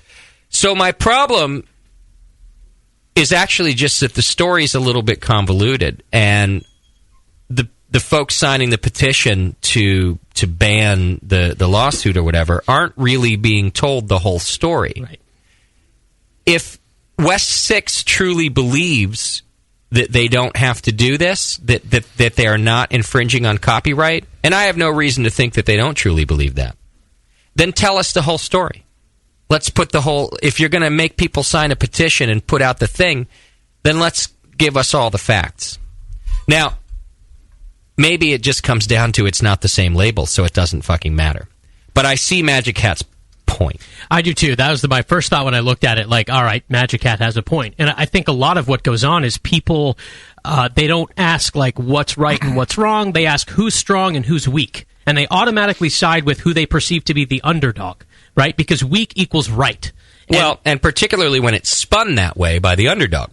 Yeah. That's how West 6 spun it. Yeah, and to West 6's credit, they did not, it was certainly not intentional because they didn't even come up with the design themselves. They had a design firm in Lexington called Cricket Press do their branding. So if it was volitional, it wasn't West 6th, It was their branding company, so it's hard to believe that it was purposeful. Like, oh, we're going to try and poach customers from Magic Hat. But it doesn't matter. I mean, if somebody's casually scanning the shelf somewhere, it is confusing. I mean, exactly. Until you look at it closely. But it is. It does look like it comes from Magic Hat. It could look like a same brand it could look like a different beer from the same company. Right. Is what I think they're saying. Same font. That's what they're saying, but I think you would have to be retarded to make that confusion. They could do a It has the name of the brewery right across the thing. That's the first thing you see. The font is different. They've made changes to it. It's not the same. But people are casual consumers. They don't know Blue Moon is made by Coors because they're casual consumers. Right, but it says on there they have to go look for it, which is fine. But no one's going to buy a Blue Moon and go, shit, this is made by Coors? Fuck them. No one told me. We're assuming what people are going to do with this, and this is the part that I don't like about these things. Nobody really knows for sure just who has the most money to do it. Who gives a shit? Like, who cares? Magic Hat gives a shit. They shouldn't. That beer's terrible anyway. It's terrible. Well, that's a non-argument. It is a non-argument, but it one says West 6th Brewing in large letters across, and the other doesn't say Magic Hat. If it does, it's in very tiny white letters in the corner. The first thing you see is the 9. The first thing you see is the 6th, and then you look up and it's West 6th, and you go... No one's going to just scan the shelf and go, I think that I'm going to look like that one, because out of the corner of my eye, it looks like a brewery that I really like. See, in fact, it's nobody. I think more people buy beer like that than you think. Well, I think you're wrong. They should brew, I agree with Moscow. They should brew a collaboration beer, call it 69. Exactly. Now, since the fonts are fairly similar, they don't have to change the thing. That's so good. That's what they should do. That is good. And that's the way out of it, and that's what I don't like about this. But I'm telling you that Magic Hat aren't the only people that are not taking the high road. Because if it's true, in fact, that West 6 was in discussions with them the whole time and agreeing with them that things need to be changed and then bailed out at the last moment before litigation had to take place, then it just reinforces why companies have to revert to litigation. Because a handshake and a common interest wasn't enough. Yeah. And so there is a story here that's not being told. Again, I'm not telling you that Magic Hat's right. I actually agree with some of the things JP says and disagree with others. I'm not saying they should be able to stop West 6th from using this logo. But I am saying that it appears they tried to do it without litigation and that West 6 was in talks with them and then bailed without telling them. That's a weird thing. Anyway, time will tell. On that same Facebook page post over on Magic Hat, when they sort of told their side of the story, I think it backfired on them because overwhelmingly the comments below were like, F you guys. F you, you're wrong, F you. And so I think... That was a big mistake for them to post that. They're losing this battle in the public sector. Yeah. However, although the public sector will not remember West 6th or this battle a year from now. So Magic Hat could still easily come out on top if they win the legal battle because everyone's going to forget this. I wish their name was Magic Cat. Magic Cat. Yeah, that'd be better. Just because you like cats? Just because I like cats, and cats are very magical anyway, so... Oh, yeah, they're magical creatures. Like dolphins. If cats and dolphins could just mate. No, we have to... We'd have unicorns. We have to reinstitute the coexisting of cats and dolphins. They're healing. Oh. Dolphins are healing animals. If you get rainbows in on it, it's over. So I'm just going to have to go ahead and ask that this conversation end. All right, let's end it. Here's a story that I figured would be near and dear to the hearts of all the people in this studio who cannot get enough 80s butt rock. I'm looking at all you guys, except Tasty. Iron Maiden has launched their own beer. It's a cask ale they're calling Trooper. It's being produced by Robinson's Brewery in the UK. So far, the ale has been a runaway success with distributors and scores of countries applying to sell it. All of a sudden, I just get the urge to bust into that voice. And Robinson's apparently is struggling to keep up with demand. The story here is that a legal technicality has been keeping the beer off the shelves in Sweden. But as of today, actually, thanks to some quick thinking by the graphic design department, Swedes can now swill it with impunity. The problem had to do with the label, and again, you can image this and see for yourself. The depiction of Iron Maiden's mascot, Eddie, who I'm assuming you're intimately familiar with. Oh, yeah, Eddie. Oh, yeah. Biblically so. The label had him dressed as a British soldier, making a scene with a battle flag, like as seen on the 1983 The Troopers single. But that's a no-no in Sweden because a law there forbids, quote, elements of war, weapons, or aggression permission to be featured on an alcoholic product. Oh. So meanwhile, the country's on fire. See, they had problems with the Vikings. Right. You can't do that. Everyone's too sensitive. It's an issue. Well, Sweden, they don't Aren't they just kind of like vanilla? Because they're Swedish. Literally, they're all creamy white. That's not what I meant. Oh. No images of war. No. So what How they lovely. did, Robinsons redid the label to focus just on Eddie's face, and it has now been approved. So the beer is expected to be available in Sweden by the end of June. Not available in the U.S. yet, but with customers like Justin and they made Iggy a and Nate. collector. They made a collector's item out of it. There's like a separate category on rate beer. Exactly. People think that one tastes different. the original because the label. can is different. Yes. Yeah, probably. They have no law against old and ugly either, I guess. No. Meanwhile, it's called Trooper. Yeah, that's true. The name is still... What a great song. It is. Classic. Every single one of you guys are like headbanging in here. Oh, the 1983 Peace of Mind album. There we have the Trooper. Never heard that song. Bevo, I'm doing it ironically, though. They mean it. Really? Yeah, I was know. into it. Well, that's because we're the same age, Scott. It's no 311, but... No, they don't hold a candle. Anyway, it's a 4.7% beer, so we should like it. It's nice and sessionable. Sounds awesome. Yeah. Pour it out. Yeah. Don't have it. All right. What else? Couple more. It is bottoms up for craft brewers in Texas. The House there passed a package of bills last week to help create a more robust craft beer marketplace. It was 5 bills to be exact. They were filed by Republican State Senators Kevin Eltife and John Corona, ironically. The bills update some old business practices and regulatory issues in the Alcoholic Beverage Code.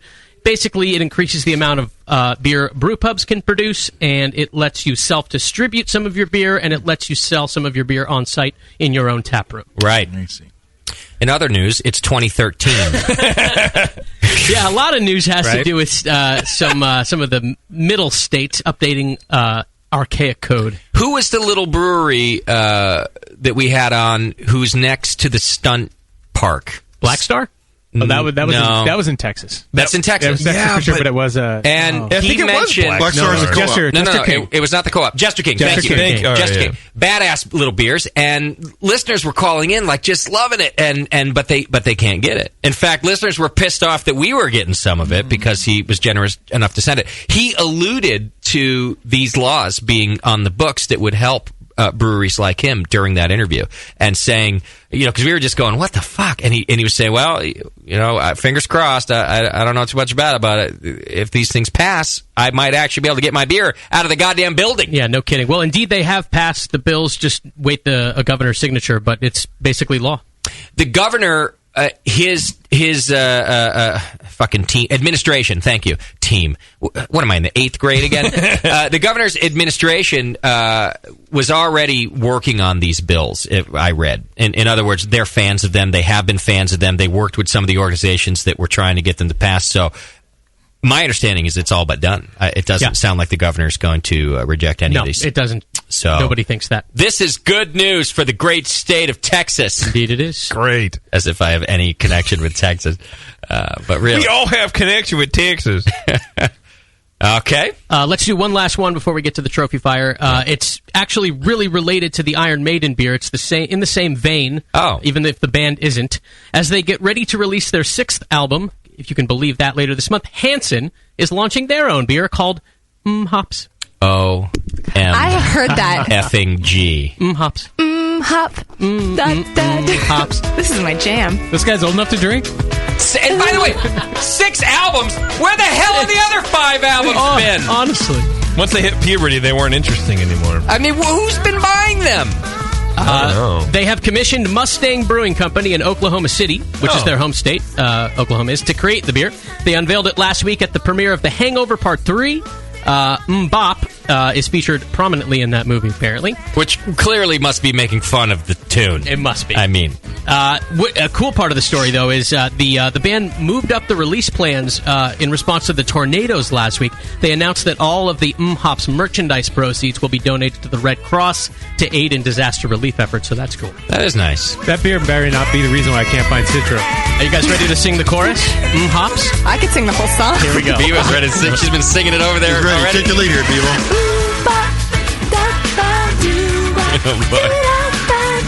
Hops. Hops. Yeah, yeah. another stupid play on hops.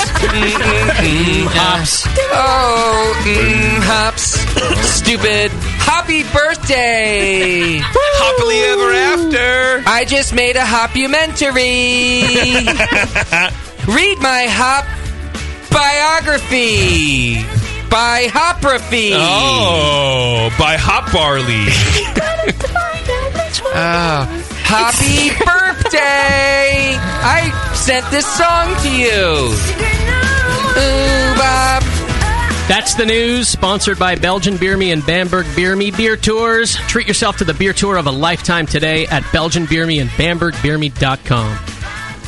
Okay, there you go. Aw. Good job, Moscow. Oh, yeah, great job. Yeah. I had something really... Who's on the phone? You're going to sing some more? Okay, so there is somebody on the phone, and she is referring to herself as... The neighbor lady? The neighbor lady, and I vaguely recall this from a Drunk of the Week call a long time ago, but I don't really remember what it is. She said she was told to call back. I vaguely remember this, too. When? Remember it was a minute. guy and his wife and the neighbor lady, and they were all getting hammered or something? I do vaguely remember this. Yeah, I kind of remember. And weren't they, like, banging the neighbor lady, or too? something like I don't remember this. I know. I would definitely remember it more clearly if that was the case. Because I like that sort of thing. And I'm a pervert. No, because That's I why we're would gonna answer be a the little phone. weirded out by it. Because it mirrors my life. Because I'm actually the neighbor lady in Elsa Bronte. Right. I live in Rodeo. Neighbor lady. Hello? Hello. Hello? Hi. This is? Hi. Who's this? Do you remember the neighbor lady? I do. We are vaguely remembering. Are you the one that were you in a threesome situation with your neighbors, or was it something? Are we misremembering that? Kinda, yeah. That's me. So you're pregnant now, and you don't know whose baby it is. Right? No, she knows. No. No. Nope, she's ready for more. All right, go ahead. I'm supposed to tell you... Hey, you there? Yeah. I'm supposed to tell you that I heard the Sharks lost and JP sucks. Yeah. Oh. Both of those things are true. She waited. She waited on hold for 15 minutes for that too. Yeah. She really dislikes you. I know. Or somebody in that household. Your does. neighbor is a jerk. She was told to say that. Hey, so that's all right. Women do generally what they're told anyway. Are you guys in a threesome situation or not? Like, are you banging the neighbors? No. Why did you tell us that? Just because that's what we wanted to hear? I guess so. It was the drama of the night. It was the drunk call, I guess. What are you on right now? What am I on right now? Yeah. Nothing. What should you be on? That was right a long now? pause. Yeah. Have you been taking your medication? Yeah. You sound like every member of my family. Nothing. Really? Because you just fell down a flight of stairs. And you actually passed out before you answered me. Yeah. No, I'm not the drunk of the week. So I guess. Are you the pillhead of the week? No, I don't do that. I don't do that. That's too bad. Anymore. Pills are fun. It was the dude that called in, if I remember correctly. He had like the two chicks in the background, but it was the guy part of the threesome that called in. So maybe that's why it was embellished. I see. He's like, yeah, I'm hanging out with both of these broads, you know? I'm going to disappoint them both. Yep.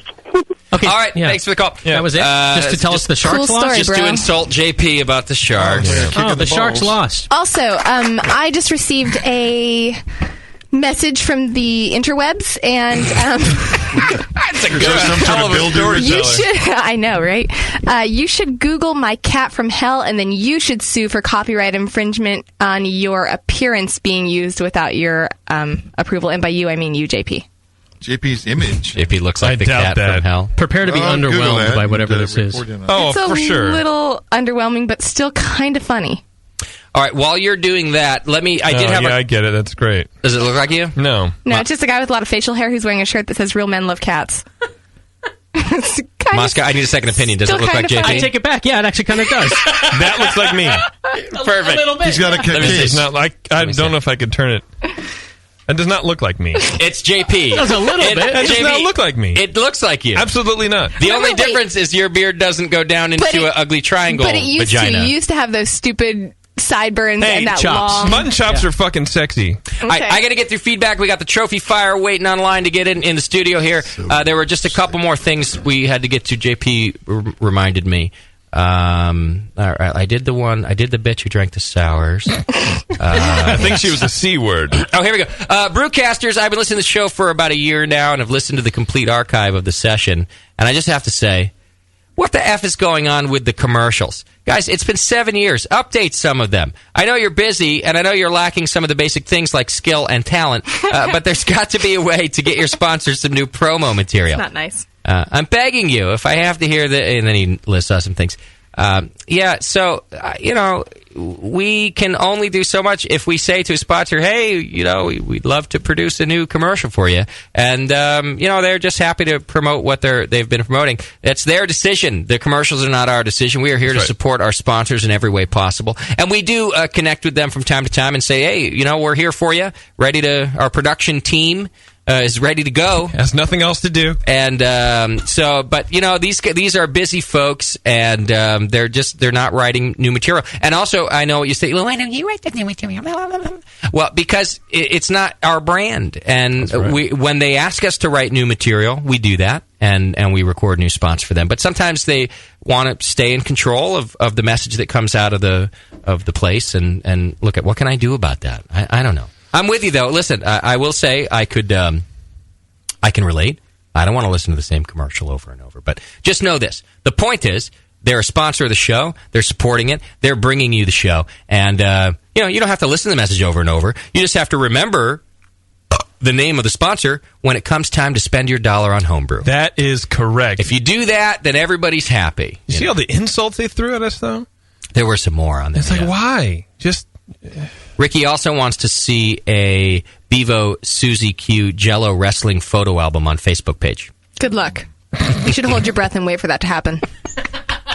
Actually, it's hard to hold your breath. I'm not drunk anymore, so niceness is gone. What I like to do is put a bag over my head and tie it, and that way it'll help you hold your breath longer. That's a good idea. Thank you. All right. I don't know if it's Jesus Wong or Jesus Wong, but one of them wrote in. Either way. That he discovered the band 2 years ago, and I've just finished the session shows. I don't know. He says a bunch of good things. Yeah. So there you go. He likes the show. Thank you, Jesus Wong. Doc Tasty, you're my heroes. Oswald writes in, hey guys, I finally got around to syncing my iPod again and grabbed the last two shows, Wit Beer and Weasel Boy. What's with all the cheesy morning show style soundboard crap? For some reason, I have a feeling that Moscow is behind this. That's weird. Someone needs to take that thing away from him before every other word is wacky. He can suck a dick. It is wacky. In the words of a very handsome man, suck a dick. Perfect. See? Yeah. See? That was awesome. Moscow is experimenting. Moscow has been trying to get me to do a soundboard on my show since free fucking FM. That is true. And I was like, I don't like. He's like, oh, yeah, we can do it. And then he asked me again. And I said, well, we'll give it a go. In Moscow's defense, I will say this: part of the problem is that we're not used to it in here either. So, for example, if Tasty's talking and a clip comes out, Tasty stops and acknowledges the clip. And then moves forward. Yeah, that's all I can do. So before I tell Moscow to fuck off with his stupid soundboard, I'm going to give everybody a chance to acclimate and see if we can just I'll have to adjust. Just ignore it.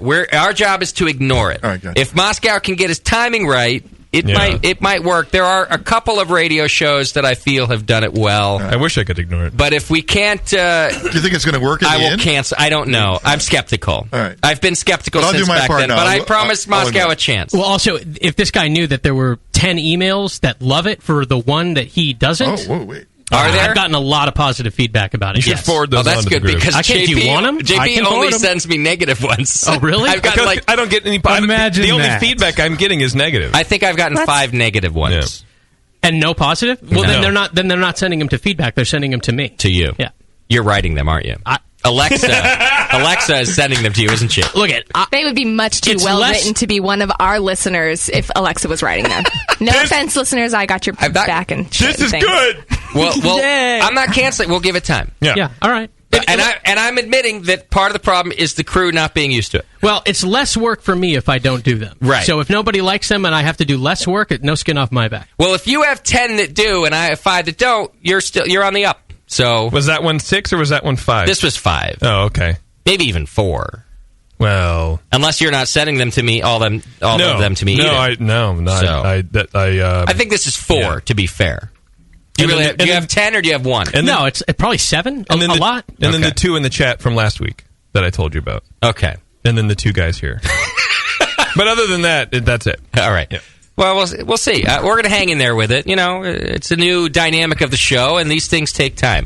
New technology takes time to be absorbed. It's like when we brought JP in. Right. Huh? We're waiting to see if that's going to suss out. And I keep telling you in our meetings, first of all, the closed door meetings, it will. Just give it time. Yeah. I need to figure it out. I'm like, yeah, okay. Trial period. I'm like Bevo. Whatever JP says, okay, I'll do it. So Bevo is with me. All right, you want me to dance and on a pole again? And I don't know why. I just don't understand why. It's all that guinea charm. That's what it is. This is why. I do this for you. You think that I've forgotten about you. And then I give you a little love. And you dance in your little booth. She does look like a 16-year-old again, though, when she dances. I know, it's pretty good. All the crow's feet disappear. Yeah. My boobs get higher. Yes. Right. And my ass gets smaller.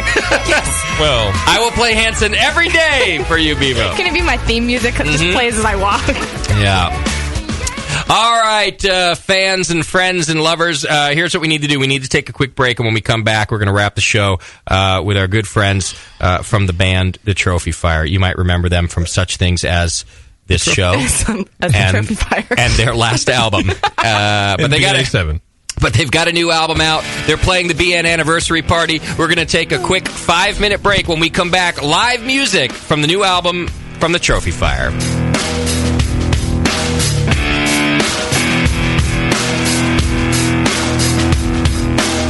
You're listening to the Brewcasters. On the Brewing Network.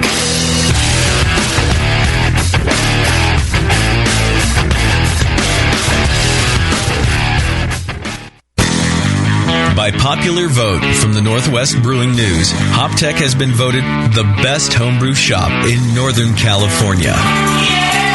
Serving homebrewers for nearly 30 years in Dublin, California, HopTech carries more than 40 different kinds of hops and more than 60 different grains.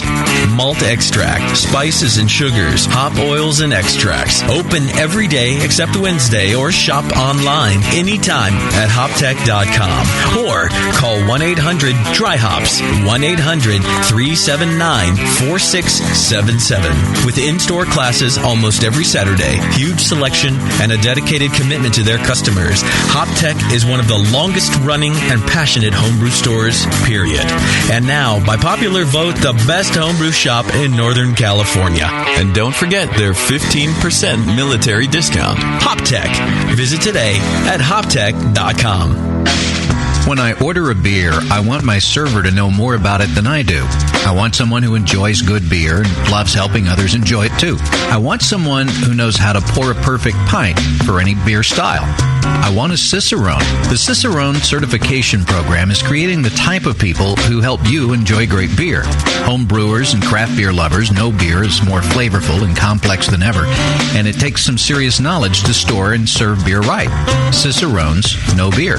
There are 3 levels in the Cicerone program: Certified Beer Server, Certified Cicerone, and Master Cicerone. Cicerones are truly the sommeliers of beer. The best beer locations have a certified Cicerone on staff.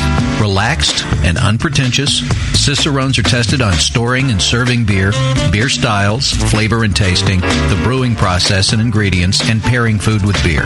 Learn more about your next beer guide at cicerone.org. Certified Cicerone, because it takes top talent to present a perfect pint. Did you know the Brewing Network's very own Code Writing Fool's son, Ryan Wolf, has opened a beer mecca in Missouri? The Wolfbrow House of Beer has hundreds of beers from all over the world and is conveniently close to I-70 in St. Peter's. Free tastings Saturdays 4 to 6 p.m. featuring special guests from local breweries. The best build-your-own six-pack around with every style represented. And kegged craft beer available for your kegerator too. There's always something new at the Wolfbrow House of Beer, New and hard-to-find beer every week. No two visits are the same, just like passing out at the Rat Pad. Hi, this is Ryan from Wolfbrow, House of Beer. Mention the Brewing Network when you stop in for some cool free stuff. Mention JP for a swift kick in the ass. The Wolfbrow House of Beer. Beer with personal service from a member of the BN Army. This is Code. Visit my son's shop or I'll yank the BN website down. www.wolfbrow.com. And now, Northern Brewer presents What If Homebrewers Ruled the World? Ladies and gentlemen, if you'll follow me, I will lead you into the gallery area. Now, the first piece up for sale today is a Jamil Zainasheff original, a bottle of 1997 vintage Evil Twin. I say. A bidding for this one-of-a-kind piece will start at £7,000. And if you'll continue to follow me, ladies and gentlemen, I can show you a rather abstract piece from Bay Area brewer Justin Crossley. It's a German Doppelbock entitled Justin's Giant Bock. The brewer's notes here indicate that this beer had excellent mouthfeel. That's just a crazy dream. Or is it? With Northern Brewer, a thirsty nation can craft its own ale and lager for the greater good of mankind. Northern Brewer, the home of superior customer service and the finest selection of home brewing goods for the future. Here's a bite for beer lovers. Soft caramel made with real craft brew and coated in chocolate. And Hop Drops, hard candies made with real hop oil. Introducing Beer Candy from beercandy.com. Beer Candy's amazing caramels come in 4 mouth-watering flavors. IPA, bitter gold, wrapped in smooth white chocolate. Lager, made with a familiar beer from Boston and coated in milk chocolate. Lambic, soury Belgian goodness full of fresh raspberry and dipped in dark chocolate. And Stout, roasty cocoa chocolate insanity. Hop Drops are made with Fuggles or Cascade hops and are known as the candy that bites you back.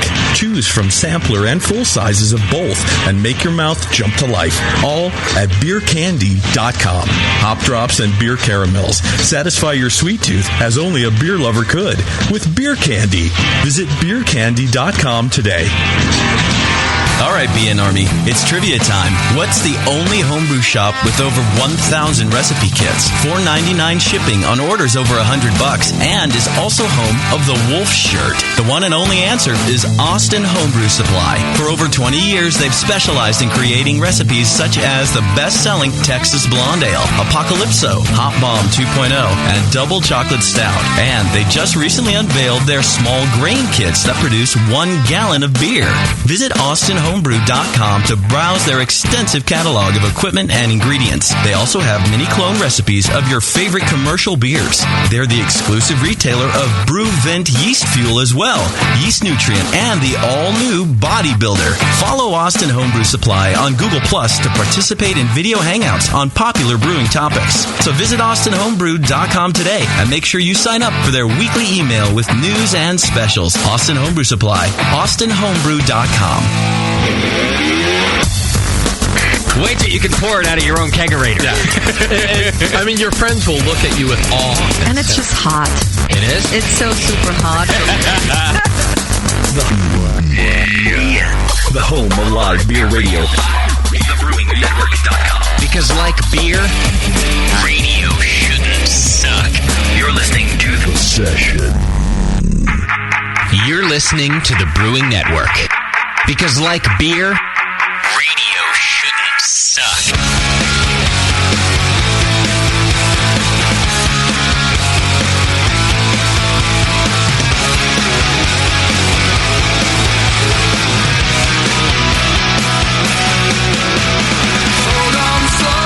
All right, boys and girls, 888-401-BEER. You can call in for Drunk of the Week. You can call in and talk to the band, The Trophy Fire, who just got in the studio with us. They've been hanging out downstairs and having a couple beers. We got them up here now. And 888-401-BEER. I've got tap handles to give away from Nico Brew. NicoBrew.com is giving away tap handles. We're giving away 3 of them for the Twitter game, which was Why Can't We Be Friends? You send us in reasons for Why Can't We Be Friends. We'll vote on who the winner is. Why are you saying it like it's a terrible thing? I mean... it wasn't enough belittling Moscow, now you got to belittle me? I mean, you're used to this by now, right? With the Twitter game ideas. Yeah.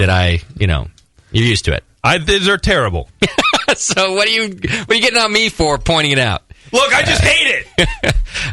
It's his own idea, too, by the way. Let me point out to the folks at home, I did not ask him to do a Twitter game.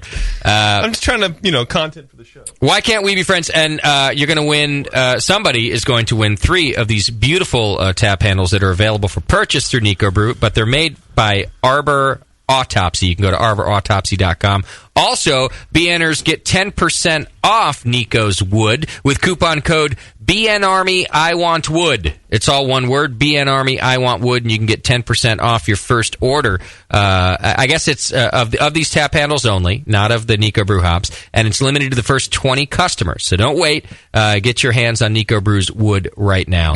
And we're going to do 3 of them for the Drunk of the Week and 3 of them for the Twitter game. So get in on it now. And you purchase them all at nicobrew.com. Get in on it. All right, boys, we got the Trophy Fire back in studio. What's happening? Hello. What's up? Oh. Wow, that was almost in harmony. That you guys was are like terrible. Oh, that was terrible. Oh. That's a bad harmony. You guys are like the alternative Hanson. Yeah. They're Manson. You're welcome. Speaking of Hanson and beer, did you guys read online that Hanson started they're doing something with beer today? I saw We just did a whole thing about it. Oh, a whole thing about it. I must have heard that from listening to the brew. Yeah. Ben has it's not that he doesn't have short-term memory, it's that he makes him think it happened a long time ago. Yeah. But we actually just talked about it before the show with He's you. just retarded. Yeah. Goldfish think I have Alzheimer's. Yes, they just came out with hops. They really did? Yep. Okay. Not joking now. Hops. So one day you guys also might be able to come out with some stupid named beer. We'll triple hop it too. Frost brew it. Spinning summer wheat ale. You'll frost brew yours. Hell yeah. In a way, we already are. So we've got Ben, Adam Schumann, and John Schumann in the studio from the Trophy Fire. Affectionately known as Ben, Adam Schumann, and John Schumann from the Trophy Fire. Thanks. To you folks at home. To us, there's a whole host of other names for these boys. But you've got a new album. The last time we've had you in the studio, it was for the release of Modern Hearts, which I still love. I actually have a funny story about my Volkswagen. I've had the Modern Hearts CD in it since Schumann gave it to me pre-release. He wouldn't buy it. I wouldn't buy it. Ever. He gave it to me. I put it into my Volkswagen CD player. And I drive my VW a lot, and I listen to the CD a lot. There has not been another CD. Schumann the other day gave me the new album. I pressed eject on my CD player in the Volkswagen, Modern Hearts. It hasn't left the CD player since last time. I don't know if this is a sign of how much I liked Modern Hearts or how lazy you are. Lazy I am. I think it's a sign he found a way to connect his iPhone to the stereo. Right. And now the new album is in there, and we'll see if it lasts until the next album. So basically, they haven't gotten royalties from you for the last 2 albums. Right. Exactly. Yeah. That's how we make a living, just definitely off royalties. Yeah. And you guys are making a fantastic living, I hear. Oh, yeah. Yes. Things are going great. We are rich. How'd you get here tonight? Limo or tour bus? Learjet. Yeah. I bought a dorky commuter car. That's how we're getting around now. With your, what do you have? Honda Fit. What'd you trade in for that? My truck. And manhood. Yeah.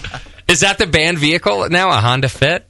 That's what I cart my stuff to the shows with now. Well, I hope the new album is more emo than the last then, because now you're in a Honda Fit. Well, Schumann, I wish you would have bought a Prius. It would have been so much better. Yeah. Prius hatchback. Yeah, hatchback. Well, yeah. Well, his next car is going to be a Geo Metro. That's more emo than a Honda Fit. I owned a Geo Metro before. Well, see, I think I knew you when you owned a Geo Metro, actually. Yeah. Wow. I've really But you need to have like a no fear sticker on the back. What's the new album called? It's called Directions for Daylight. And how long has this album been in the making? A while. We started recording it last April. Okay. And we kind of went in a little differently. We went in with just like skeletons of songs, like maybe one totally complete song. But it was a lot of, we have a very nice record label that said, do another record, get in there and just go for it. So we... So when you say you went in, you mean you actually entered the recording studio, who was there being paid to record you? Yes. With one song? No, with one complete song, and then about, like, every song had part of it kind of created, like at least a riff or a melody or some lyrics. But it was much more kind of written in the studio, a lot of parts that way. Together. I always wonder how that happens. When I used to attempt to be a musician and I was in some bands, I think over the course of it... I didn't mean to laugh. Yeah, Really no, it's sorry. fine. That's where I'm going with this. Good stifle.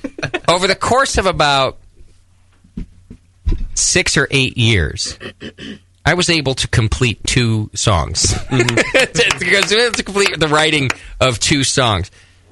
And I'm saying this because I sucked at it, but it's also difficult. It's a difficult thing to do, and I can't imagine going into a recording studio and going, fuck it, we'll just finish them here, it'll be fine. Yeah. It seems like a talent. You have to be a prolific writer to do that. Do other bands do that? They go into studios with unwritten songs? I'm not sure exactly what other bands do. I don't know.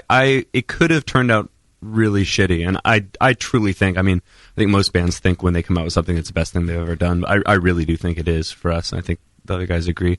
And it's it worked out. It worked out this time, but it could have been a disaster. Do you guys fight about shit? Like you get into the you have one. You've come in, Ben, with the riff of this song, but that's all you have, and you got to get to the rest of it. And John there comes up with the dumbest drum beat you've ever heard. Do you have to argue about that, or do you guys pretty much know? No, John knows it's the dumbest shit. He doesn't stick to that. But I'm kind of getting at you have to have a connection creatively or do you argue all the way through it? Is it a struggle? No, we get along pretty well. We listen to each other's suggestions, and whether we agree or disagree, I Yeah. think we just work it out. Yeah, I think it's good. In the end, Ben's right. Right. Kind of. There's a little of that, but also, for reals, I think having 3 people actually really helps because there's 2 people are going to agree and one person's not. If all 3 agree, you've got the answer right there. Yeah. And if 2 agree and the other doesn't, then they're Then he's outvoted. fired. So having having the odd number, I think, is helpful in a democracy. Because you guys don't have a bass player. Schumann plays bass for you and guitar. Actually, we kind of rotated on bass our last album, Modern Hearts, but this new one, I actually didn't play any bass. Really? Who's playing bass on this one? I think I played on a song. I think our engineer, Aaron Helen, played on a song. And then this record is a lot more, sonically, a lot more like 80s influence, a lot more synth. So a lot of the low end is coming from me playing low end on a keyboard. Oh, I see. Yeah. Okay. So Schumann should have gotten 2 votes for the last album. Because he played bass and guitar on the last album. That didn't happen. It didn't work that way. Because on stage, it's the 3 of you. It's like 3 of us, and we use, as many bands do these days, we use some tracks live. Got it. So I think... a lot like Steel Panther. Are you familiar with them? I am. That's one of the things that when I'm trying to take a fucking nap on tour, I wake up with, one of these Steel Panther songs. Right. Adam, when I die of AIDS, he's going to think it's really cute. It's going to be one of those endearing things that happen. Adam's collection of novelty music on the road. It's a serene day. Let's say we're driving through, the beautiful desert with a sunset.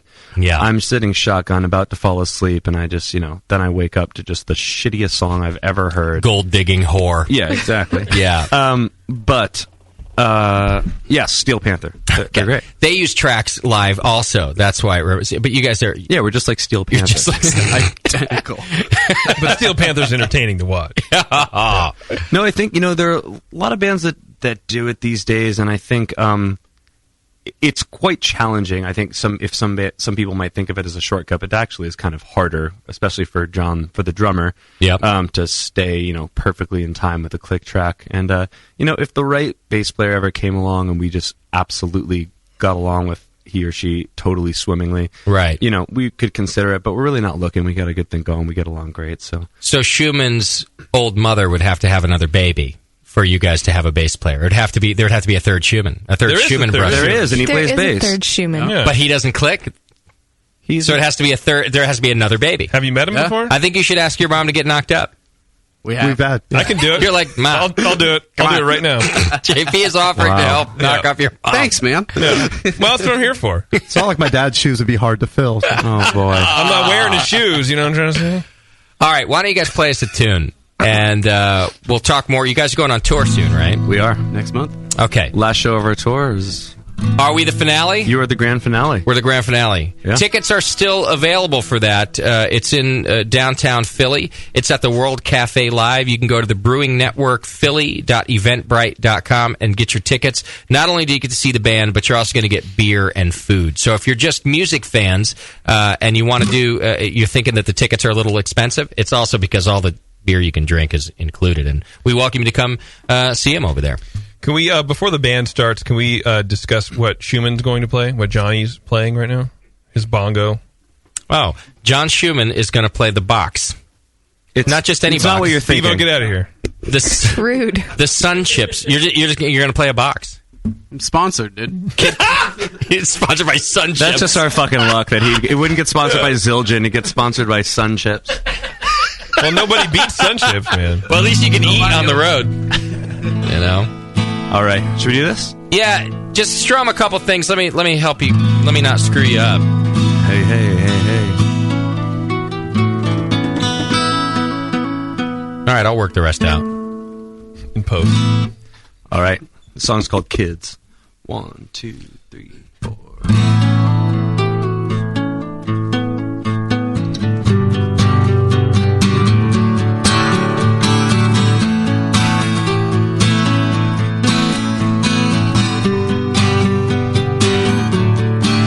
I've gone miles and miles under the sun, but where are we going?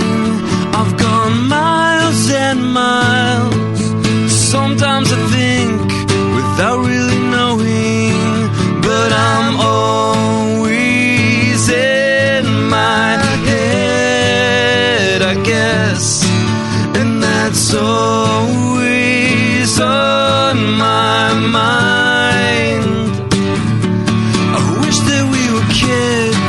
Getting high for the first time, but we are just waving goodbye for a lifetime. I wish that we were kids, getting high for a lifetime. We'll catch them somewhere down the line.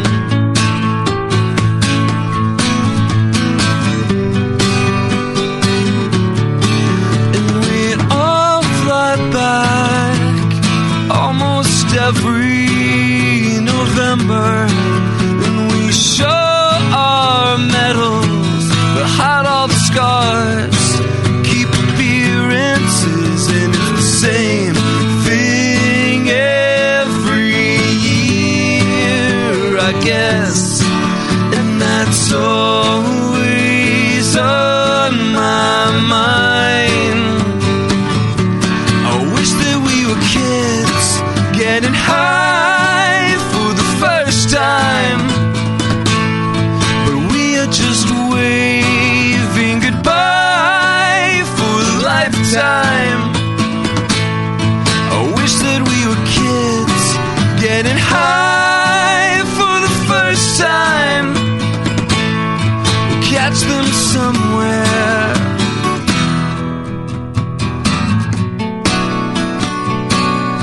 Some kind of static, some kind of empty, that can't be held on to. I wanted to feel it, so I don't have to fake it. Make plans to erase it, or at least replace it. I wish that we were kids, getting high for the first time, but we are just waving goodbye for a lifetime. I wish that we were kids, getting high for the first time. We'll catch them somewhere down the line.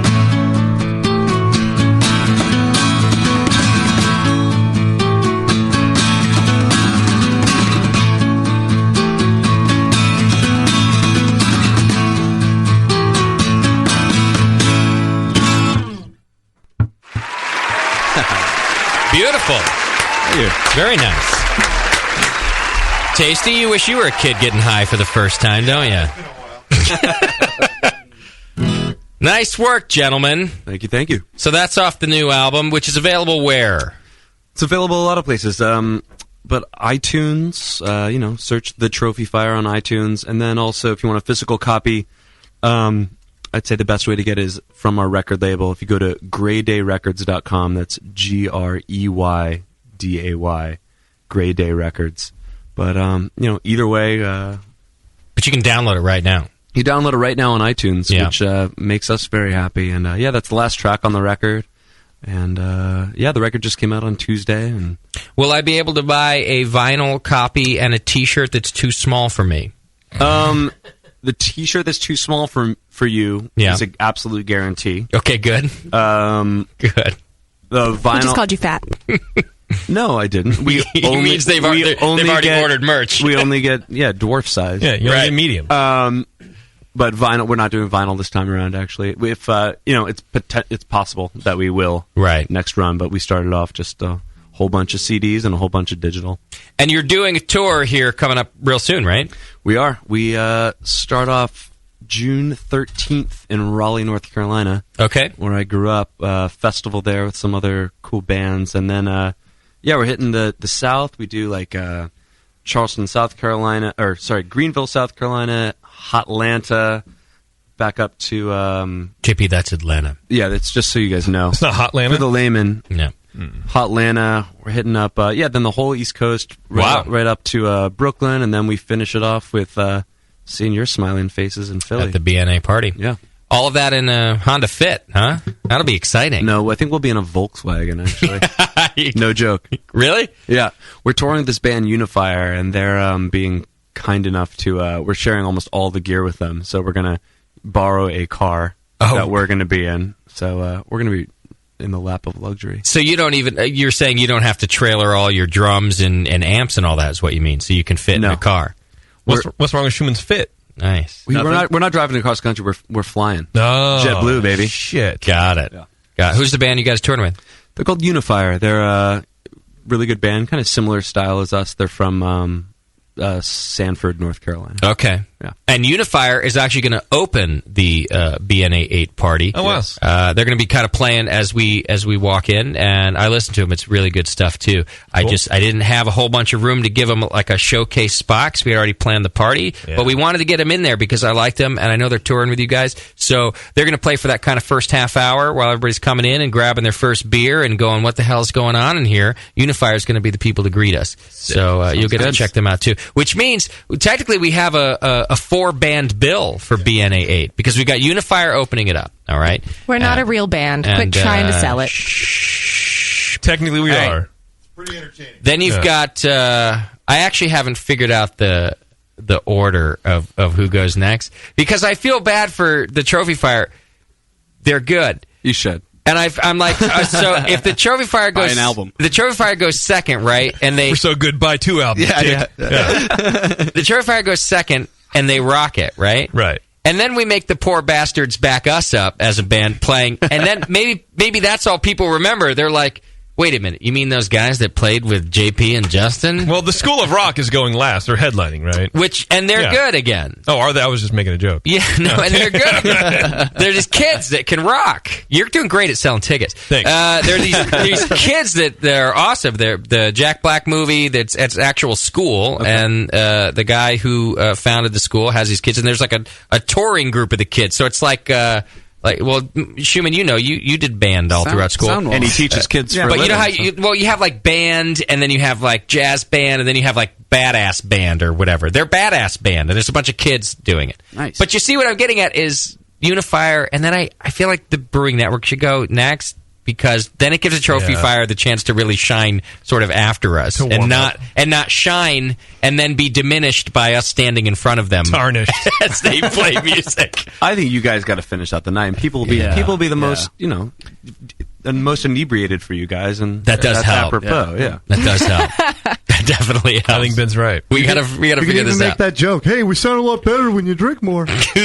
Yeah, I've made it every year. It'll only be the 8th time I've made it. Well, it's like in Los Angeles, the way that awful place does rock shows, where the best band isn't usually playing last. They always have the Good call. You know, so it's like that. So, all right, then we will go. So, okay, so you guys are going to rock, and then we're going to make you look like us as the third band, and then the last band will be the kids. What's going to be the shameful? kids are going to be good. The kids are going to be the highlight of the night. I agree with you. I think the kids are going to knock all of our socks off. Absolutely. Is what's going to happen. I didn't know about the kids. I thought you were joking for a second. That sounds awesome. No, the kids are going to be great. I'm really excited about that. 21 and up. Yeah. Can I skip everything else and just come for the kids? No. Damn it. We're going to put a steel cage like they did in Blues Brothers. Yeah. To make it behind legal. chicken wire. Yeah. Because I guess it's a music venue, performers are allowed to be, underage or whatever. Like, you guys are going to get a real stage this year and everything. Oh, my. Of course, we had a blast in Seattle last year. That was you got a real stage there, too. That's true. Now, we will, of course, be painting sponsor logos on each of your foreheads because we have it all sponsored. Sun Chips. You haven't been pimping Sun Chips as much as your sponsors are probably like you. What do you have to say? Sun Chips. Are you feeling hungry, John? Sun Chips. Well, when we signed you up, John already let me know I can't brand him. Yeah. Right. Because Sun Chips. Yeah. Right. So, you guys are excited about this new album, I could tell. Ben, you said you feel like it's your best work. And you guys are already signed. Like, this isn't something you've done on your own. You have a label backing you for this stuff. Definitely, yeah. So, clearly, Modern Hearts did well enough that they were like, yeah, go ahead and spend some more of our money. Yeah, maybe they're crazy. I'm not sure. I'm not sure exactly how it did. No, it did. It did do pretty well. I mean, what's the barometer? No matter what level we got to, we'd want more. But I think I'm wondering. For me, I wonder what the barometer is like. Are you guys making a living making music yet? Because it's that good to me. And you have a label, and they're paying for the album, but you guys aren't getting like enormous checks every month. No. We definitely have to do other stuff in order to pay the bills. But having a label enables us. I mean, so the fact that we go to work, but the money we make at work doesn't, for instance, go into paying for the record, and we have some help with touring and stuff, and so we have the opportunity to make some money. But it's a labor of love, and every now and then there's a little bit of moolah coming in, but we do it because we love doing it. You just love it. Yeah. You could put out a beer. I'd love to put out a beer on fire. Okay. Something that tastes like a mix of tequila. Yeah. And I like where this is going. A chocolate stout. Oh. Bring Zima back. Tequila chocolate stout. I think you should bring Zima back in a hard way. Yeah, I have a lot of experience with Zima in my past. You do? It's dark, yeah. I'm from the desert. I also have a lot of Zima experience in my past. I'm from Pleasanton. I don't. What would be a good name for their beer? I was trying to think of one. Directions for Doppelbock. Oh. The new album. It's the best I could do. The new beer. Yeah, it was better than mine. Sun Chips. Right. Yeah, whatever goes good with Sun Chips is what we're putting out. Shit, any beer. Now, the last time we spoke to you all on tour, each of you had girlfriends. Yeah. Is that going to happen again? We all have girlfriends. Yeah. What is wrong with you idiots? I don't know. You're only this age once, and every this time... age, like early 30s? Yeah. That's early enough, because before you know it, you're going to be just the fat dudes on tour. Yeah. And then by all means, have girlfriends waiting at home. You're not going to get any pussy on the road. Right. But right now, look at you. You're three good-looking dudes, and you get all married up. We got cool girlfriends. Yeah? Yeah. They go on tour with you? You don't even know her. You don't understand. She gets me. You don't. They're actually meeting us. They're all going to meet us in New York. Flying out to New York. Oh, they are? So that sounds... So we got to pop some antibiotics before they show up, you know? Oh, wow. I'm allergic to penicillin. This is not going to be good. This ain't no good. Wow. You could just... That was John and Adam that said those things. Oh, boy. I'm sponsored by Trojan. Listen, Snug Fit. You use a Sun Chips bag for a condom. You know they make those Snug Fit, those little ones. The little one. They do. That's what they're called, Snug They're called Fit. Snug Fit. Snug I love Fit. thinking about that marketing meeting. They're like, You know? they're like, well, we can't say Trojan Little. Yeah, you can't say. Yeah. I just get Magnums and stuff Kleenex on the side. Trojan snub nose. Trojan isn't in yet. Sort of. So someone goes, and he's a genius, really, isn't he? Someone goes, Yeah. Snug Fit. Snug Fit. How do we rebrand our small condoms? That's pretty damn It good. is good. It is good. Yeah. Yeah. You have a gift. And that gift is 3 inches long. You need a condom. Okay, I'm gonna have to just go ahead and ask this conversation end. A little too close to home. Why is she? Why is she behind a glass booth? Well, for my own protection. Right. Encased in glass for your protection. Sam's texting her right now. Why are they talking about me? You told them about the Snug Fit? It's my idea. Oh. All right. Well, I've met all of your girlfriends, and they're lovely ladies. But I'm just saying, I don't know. You're young and on tour, and you get off stage, and that dude wants to blow you. Yeah. Now you can't do it Half the stuff we do on tour, though, I don't think we're going to take anybody home with us, you know? because you guys act like Pretty idiots. stupid. Hey, yeah. baby. Hey, I know I just met you, but why don't you come watch me butt chug a Bud Light in a Sunship box? Sunchips is not condoned, but chugging Bud Light. Only Coors Light. You know, the sad thing Well, for Coors me... Light has those. That it's extra. It's extra wide. No, it makes That's just asking for a butt chug, isn't it? Yes. You're telling me. Butt It chug. has extra everything, Ben. Yeah, it really does. The sad thing for me as a broadcaster is that I know what happens with you guys on tours with the not I'm not talking about the I'm talking about what Johnny's talking about with the craziness that you guys do. Yeah. And I'm not allowed to say half of it. Yeah. It's fun stuff though. It's good. What I would recommend is going to a trophy fire show while they're on tour. And you know what you do? Buy them a beer after the show and just see where it takes you. Or 8 shots. and just see where the night takes you. It's not going to get you laid, but it will make you laugh. Yeah. It's a lot. Yeah, it's a lot more like Charles Bukowski than it is Def Leppard. Exactly. Yeah. Just sad and depressed. Yeah. But fun all the same. Yes, definitely. You guys play another tune for us? Sure. We just did a video. May I? We did a video for He's not going to use it anyway, don't worry. Song. This is called Spinning. I guess it's the first single from the record. I don't know how singles work anymore, but Where can people see the video? They can go to Google. Well, here's the thing. It's not up on YouTube. Go to Google. Here's the thing. It's not up on YouTube yet. It will be on Monday because Virgin.com, Richard Branson's Virgin, did a exclusive. So it's not on the homepage anymore, but if you just Google Virgin, the trophy fire. And then go to image searches. There'll be a big picture of, yeah, exactly. No, but yeah, Google Spinning, the trophy fire, but Spinning is the name of the song, or the trophy fire, Virgin.com, and you'll find that video for the song we're about to play. That's cool that they put the video up on Virgin. Yeah. It's great. Yeah, we're on the Nice front work. page with Iggy Pop and Richard Branson, and Wow. we're stoked. Yeah, very cool. We want our real goal, and there's an astronaut in the music video, or there's an attractive lady in a cosmonaut helmet. So our hope was that Richard Branson would see it and want to like cross-brand it with their new, you know, they have like fucking space shuttle or whatever. Yeah, the whole. Yeah. So Richard, we know you're listening. We want to fly on your. We Cross-brand. want to go to space.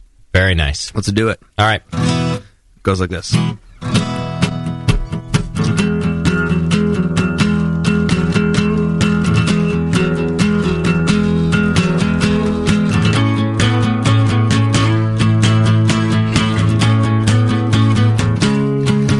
Hello from outer space. I felt completely out of place as of late inside my head, like a stranger, strange. Sometimes I own this town, other times I just break down. I've got a lot of strings to pull, but lately I've just unraveled.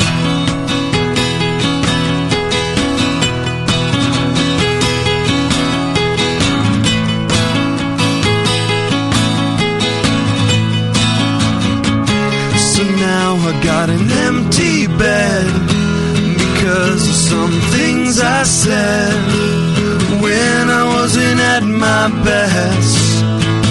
Well, I'm honest, but honestly, I can't stop spinning. stop spinning, can't stop spinning, stop spinning, I can't stop spinning, stop spinning, can't stop spinning, stop spinning. Let me down, just let me down easily.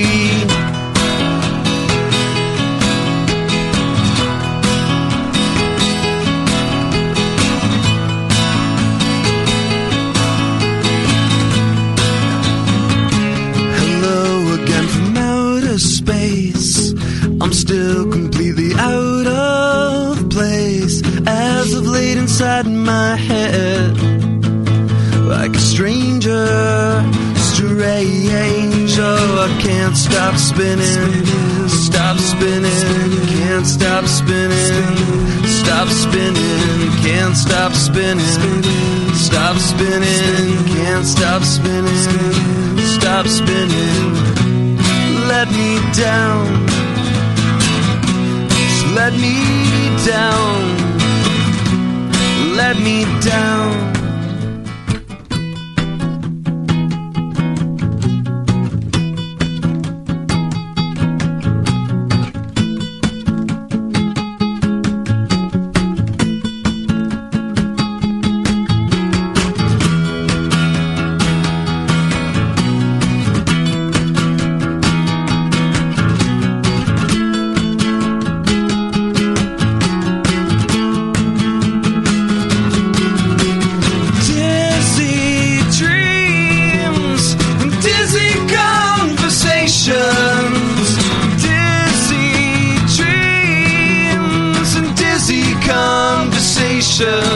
I can't stop spinning, stop spinning, can't stop spinning, stop spinning, can't stop spinning, stop spinning, can't stop spinning, stop spinning. Let me down,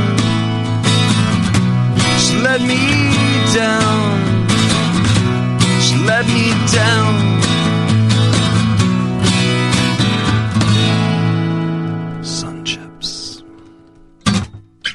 Very nice. Oh, it's good stuff, the new album. All right, thank you. Thank you. Written on Sun Chips bags. Oh, yeah. That one was written exclusively on the Harvest Cheddar. Nice. But, you know, some other ones we mixed. And French onion. That was French onion? Yes. Some artist You're not you sponsored. I'm not sponsored. I've seen this new video, by the way, and I love it. Cool. It's really well done. Somebody did a nice job on it. Yeah, got a guy named... right, that's why I knew that. That's why I said somebody. Guy named Paula Spuria out of San Jose, really talented. We saw a video he did for a friend in a peers band, a band called Picture Atlantic, and loved it. So okay, we went to him. Well, when you're done doing your porn searching, you'll be very close. Just search Virgin Spinning, and you might be able to find the video on the Virgin homepage. And so I assume the exclusivity of the Virgin website ends eventually, and then you can post it. Ends on Monday. It'll be on, okay. I believe, on YouTube on Monday. But feel free to check it out right now. Of course, were you able? I watched it with Schumann. He played it for me. Got you. But I think if you Google the old Virgin the Trophy Fire, it's probably not just a picture of Ada. Virgin, the Trophy. How do you spell the Trophy Fire? Fire. And the video premiere. Sex. First thing that comes up. Video premiere. All right. Video premiere. The Trophy Fire Red Room. Virgin.com. Virgin Red Room was the. It's the very first thing that comes up. Right. Just Google Virgin the Trophy Fire. It is really cool. I was impressed. We're really happy with it. Proud of you guys to see that come out. Thank you. Well, we're looking forward to seeing you at BNA 8. I wish you luck on the rest of your tour. I hope that one of you does not die during that period of time. And if you had to put a wager on it. Schumann. Yeah, Schumann. Oh, totally Schumann. Self-inflicted? I mean... He's the oldest, but so here's it could just be natural. Shoe Light, Johnny, for the layman, it's not that he is less intense or retarded than Schumann. More so, I would say, actually. Exactly. But he's got a few... But he's healthier. Exactly. So his body can take the abuse a little more. Schumann's going to get like he's younger. A flesh-eating disease. Like he's gonna get sick and he's going to die within 3 hours. Wow. Jesus Christ. We hope. I'm just saying. Wow. I got 5 on it. Evo's really rooting for you. Yeah, your daughter's going to get hit by a truck. And by the way, I'm buying a truck. Right.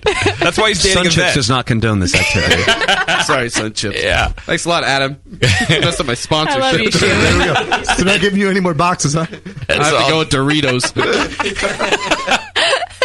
All right, well done, gentlemen. Thank you very much. Thank you for having us. Let me ask you this: would you have another song prepared if we wanted you to take the show out, or is that all you had going? I'll take anything. It's okay. I See can you guys, play I the got a normal box. JP's an asshole is what we normally play going out. But I thought since we have you here, Can you play a song off the record? Off of no, because I don't have it here. Oh, He's stuck in the Volkswagen. His CD player. His CD player doesn't play burned See, bringing CDs. it back. That's good radio. I Bringing got it back. I got the hard copy, and it's in my Volkswagen. I could download it on iTunes, but it might kill everything. No, don't pay for our album by all means. You know, we don't need the money. Yeah, I'm just playing drums on a fucking box. Yeah. Don't worry about it. Sun Chips. Yeah. I mean, don't worry. I was going to take it out of your BNA 8 pay. For real though, genuinely, thank you very much for having us. And we get so many Twitter followers, Facebook likers. When I click on them to see, I'm always curious who they are. When we get somebody from Italy or we get somebody, I'm curious where they're coming from and why they like us. And we get so many people where I see the mutual friends are a couple of you guys. And Oh, good. They're wearing a BN Army shirt or whatever. So genuinely, thank you very much. It's nice to be part of this community. We're happy to have you. Our fans are fans of yours. I've never gotten a comment, and I have from other people we've had on the show, by the way, so other bands. I've never gotten the, why the fuck are you guys boring us with the trophy fire? Yeah. I really never have. And I've had some other musicians on here that I've gotten that comment. Why the F are you boring us Who with specifically? that band? Yeah. Hanson, actually. We're gonna close out with Umbop. Perfect. Yes! What are the chords? I take it all back. Hop. Schumann's going to live forever. Schumann knows it instantly. You want to do your announcements over Umbop? Sure. I'm going to try not to throw up everywhere. Just keep it ripping. I'm going to turn you low. Keep it going. Wait, we can't close yet. No, we got Yeah, I'm Twitter like, game. I'm like flagging you guys down. I'm like, handles. Handles. All right, hold that thought, gentlemen. Stop playing. Oh, it was perfect, but you got to hold on for Hold 1 the second. Mbop. We're not gonna play Umbop again. Yeah. Why not? Really don't. You have to. All right. It's too late. Katy I mean, you Perry. can pick another gay song if you want. Yeah, I don't care. How about spinning?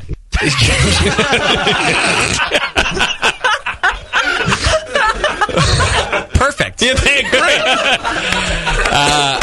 All right, I here's what we're tuned gonna out there for about 10 minutes, so. We got to do our Twitter game winner. I don't see any Drunk of the Week phone calls. So guess what? Twitter game is getting all 6 of the beautiful tap handles that we got from Arbor Autopsy. I have 6 right here, as Perfect. a matter of fact. So we'll give 1, 2.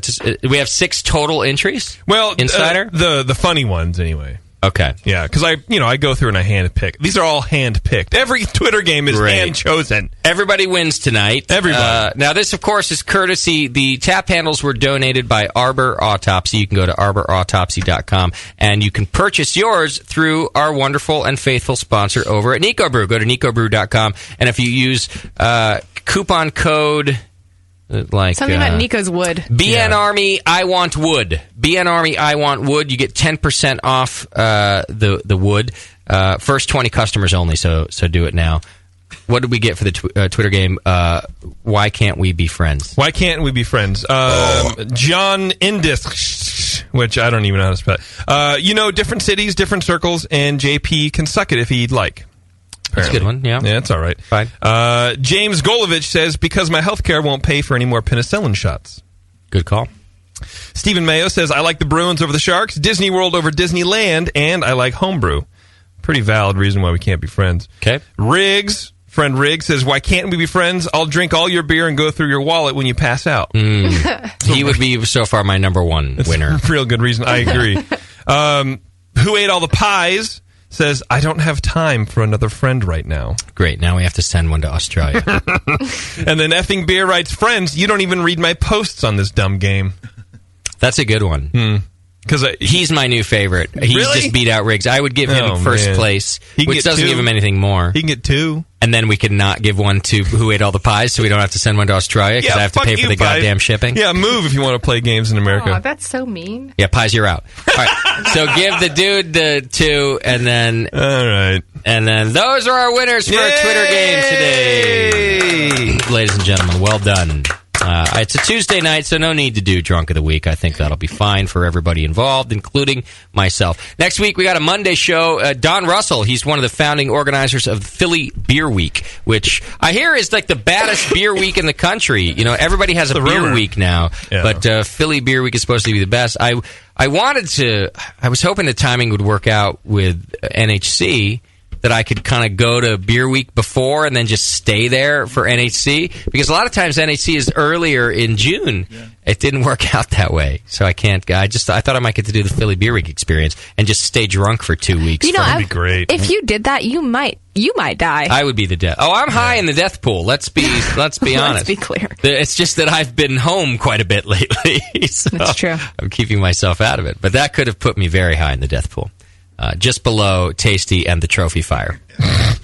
All of the Trophy Fire? All of them. They are kind of a combined... Well, it'll be like a fiery Volkswagen accident. And like one will run in to try to save the other one, but get trapped by some sort of burning headrest or something. Yeah, only one of them will be in the car when it crashes, but the collective efforts to save that one in all of their doofusy ways will be what kills the band. Schumann will trip over his fucking shoelace. Yeah. Sorry, what's that, Schumann? I'm trying to piss on it first. Yeah, one will piss on it. He'll trip over his own body weight and then like head first into the fiery depths of the burning tires. Oh, He just called you fat. All right, now have we satisfied all of our sponsor contractual? I did do Beersmith. Yeah. Signed off and everything else. Yeah. All right, great. Oomba, boys. A 1, 2, 3, 4. Get us out of here, JP. Thank you to our show sponsor, More Beer. You can get absolutely everything you need to make great beer at home by going to morebeer.com. Follow JP on Twitter at Major Jip so he doesn't have to add you as a friend on Facebook and then promptly hide you. Scott's on Twitter when he feels like it. Follow him at Moscow Paints. For some good beer insight and homebrew info, follow Nate Smith at Nathan Homebrew and Mike McDowell at Tasty McD. If you want the best growler that your hard-earned beer money can buy, head on over to the BN store and check out The Warhead. Sunday Session has been produced by Scott Moskowitz. Our production director was Push Eject. JP just sat in his chair. Your call screener and Where's Waldo stand-in was Bebo. And your host, as always, is Justin Crossley.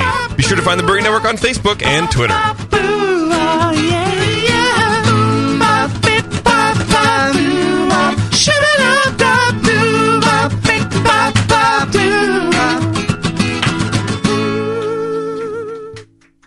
Sun chips.